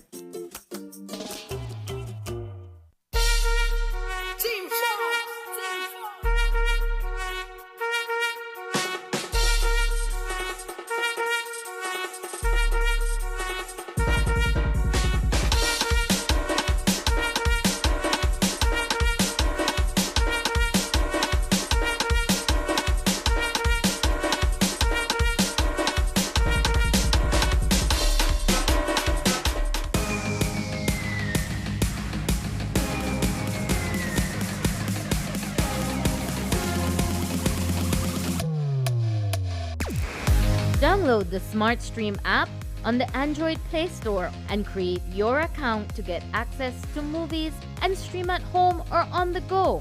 Prepaid customers can purchase regular data packages or get a discounted rate on a special SmartStream package by dialing 7737. Postpaid customers will be billed monthly. Never miss a movie again with SmartStream. If you're looking for low-cost television advertising, have we got a deal for you? Advertise on Channel 5's Daily Classifieds. Channel 5's Daily Classifieds is one of the most effective methods for introducing yourself and your business to the community. Use our Daily Classifieds to recruit employees, promote specials, promote your products or services, promote a business opportunity, increase traffic to your website, and advertise items you have for sale. Let us help you save valuable time and money.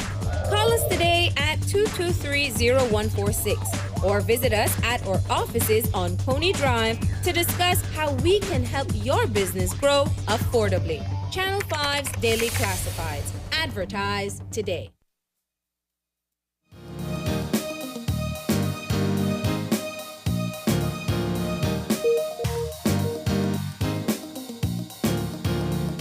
We're back, just like that. We're back, and we've come to the end of our show for today. But before we leave, we're gonna have 2 baskets for giveaway. 2 giveaways. So, Brighton, what do I need to do to win one of these? Okay, so we have 2 questions that we're going to be asking. And send your comments, your answers, your responses in the live on Facebook. And you'll be sure to get in contact with those here at studio. Definitely. And it's at Open Your Eyes BZ. Open Your Eyes BZ. That's where you put your answers. Now, what's the question? First question. How do you spell Athne's name? Man. I guess we're going to start up put your answers in the comments. How do you spell Athne's name? All right? How do you spell Athne's name? And I give you one quick clue. I give you a quick clue. So how do you spell her name? And the second question is? The second question is, what are 2 of the items that she customizes? 2 of the items. That's all you need to do to win one of the baskets. Tell us 2 of the items that she customizes. And the first question is, to win one of the baskets as well, how you spell your name? Huh? As long as you do that, then you will be the lucky winner of one of these lovely baskets. And it's Easter time, and they're so beautiful. But I'll tell you what, while we wait for the answers, and that's not going to come in anytime soon, we've got to say a big thank you to everybody who joined us this morning. Look, I'll tell you what, right? People should know, especially with the first segment, people should know that they've got rights. Right. They've got rights. This is the Easter weekend. But I also want for folks to understand that the police are not our enemies. We are doing the job together to get the thing done the right way. Yeah. But you've got rights. You could ask the question. When you're stopped, upon approach, why am I being stopped? Or what is your name? What's the reason why you want to search? These questions could be asked. And you should be getting an answer. And don't feel afraid as well to ask the name of the officer and of course the name or the number of his badge. And I'll tell you from my experience, John, the way how you approach a police officer, if you approach in a respectful manner, more than likely the police officer will reciprocate that same respect. So if you are being stopped by a police officer, just be respectful. They're doing their job. And certainly know that you have rights, and if you feel your rights are being violated, then do like I did. I took them to court. Yeah. Once you feel like you're, because like I mentioned, Brighton, the police, they're not our enemies, but at the same time, the police aren't supposed to be treating you in a derogatory way. Right. So if you feel like your rights are being violated by the police officers, then of course you do what you've got to do. The courts are there to make that judgment. Yeah. But if you are respectful, the police will be respectful. And again, to the officers, if the people are respectful, then let's be respectful to them. All right? But I'll tell you what, we've got winners. We've got winners, buddy. We've got 2 winners already, and the first one is, you ready for this? Yeah. Lloydia Johnson. Lloydia Johnson is the first winner, and the second winner is, you ready for this? Yeah. Frankie Stein. Frankie Stein. Those are our 2 winners. They know exactly what to do. They're always tuned in, so they know exactly how to come on down here to pick up their prizes. So we want to thank everybody for joining us this morning. Without you, this is not possible, Yeah. This is not possible without you. You actually wake up, you open your eyes, and you started your morning right with us. Don't get that appointed. We're going to get there directly. If you've got any questions, any concerns, you could drop us a line at oye@channel5belize.com. You can also find us on our Facebook page at Open Your Eyes BZ and our Instagram page at OYE-Belize. And I'll tell you what, just before we leave, because I'm here Wednesdays and Fridays, this Friday is going to be Good Friday. We won't be having the show. Tomorrow, April is going to be here. And who will be, it's her last day tomorrow. Shanice, I got my song for you. Goodbye, my love, goodbye. Shanice has been a part of this company for ages. She's been here for a while, and tomorrow is going to be her last day. Shanice should know that she's grown. Shanice should also know that we love her so very much, and Channel 5 is always going to be her home. Shanice, we at Channel 5 wish you the best of luck in your future endeavors. We love you. All right? So that's going to be it. Oh, and finally, again, birthday greetings, Ernie Alpuche, yesterday, belated. And of course, Jason Solis, my brother, birthday today. Happy birthday to Unu. Yeah. Well, we could put our own twist, right? We've got to go. Remember to keep your eyes, your mind, and your hearts open. We're going to see you soon. Do enjoy your Easter. And this is from me. Enjoy your Easter, Peanut. I'll see you until next week. Be safe.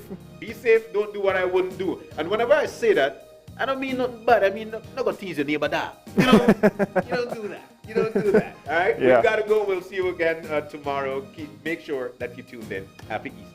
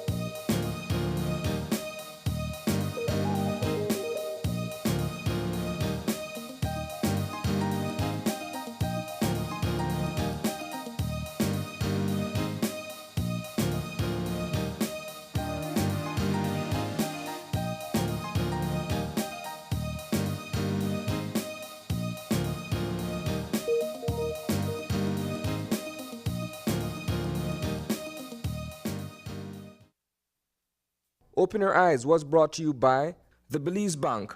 Our country, your bank.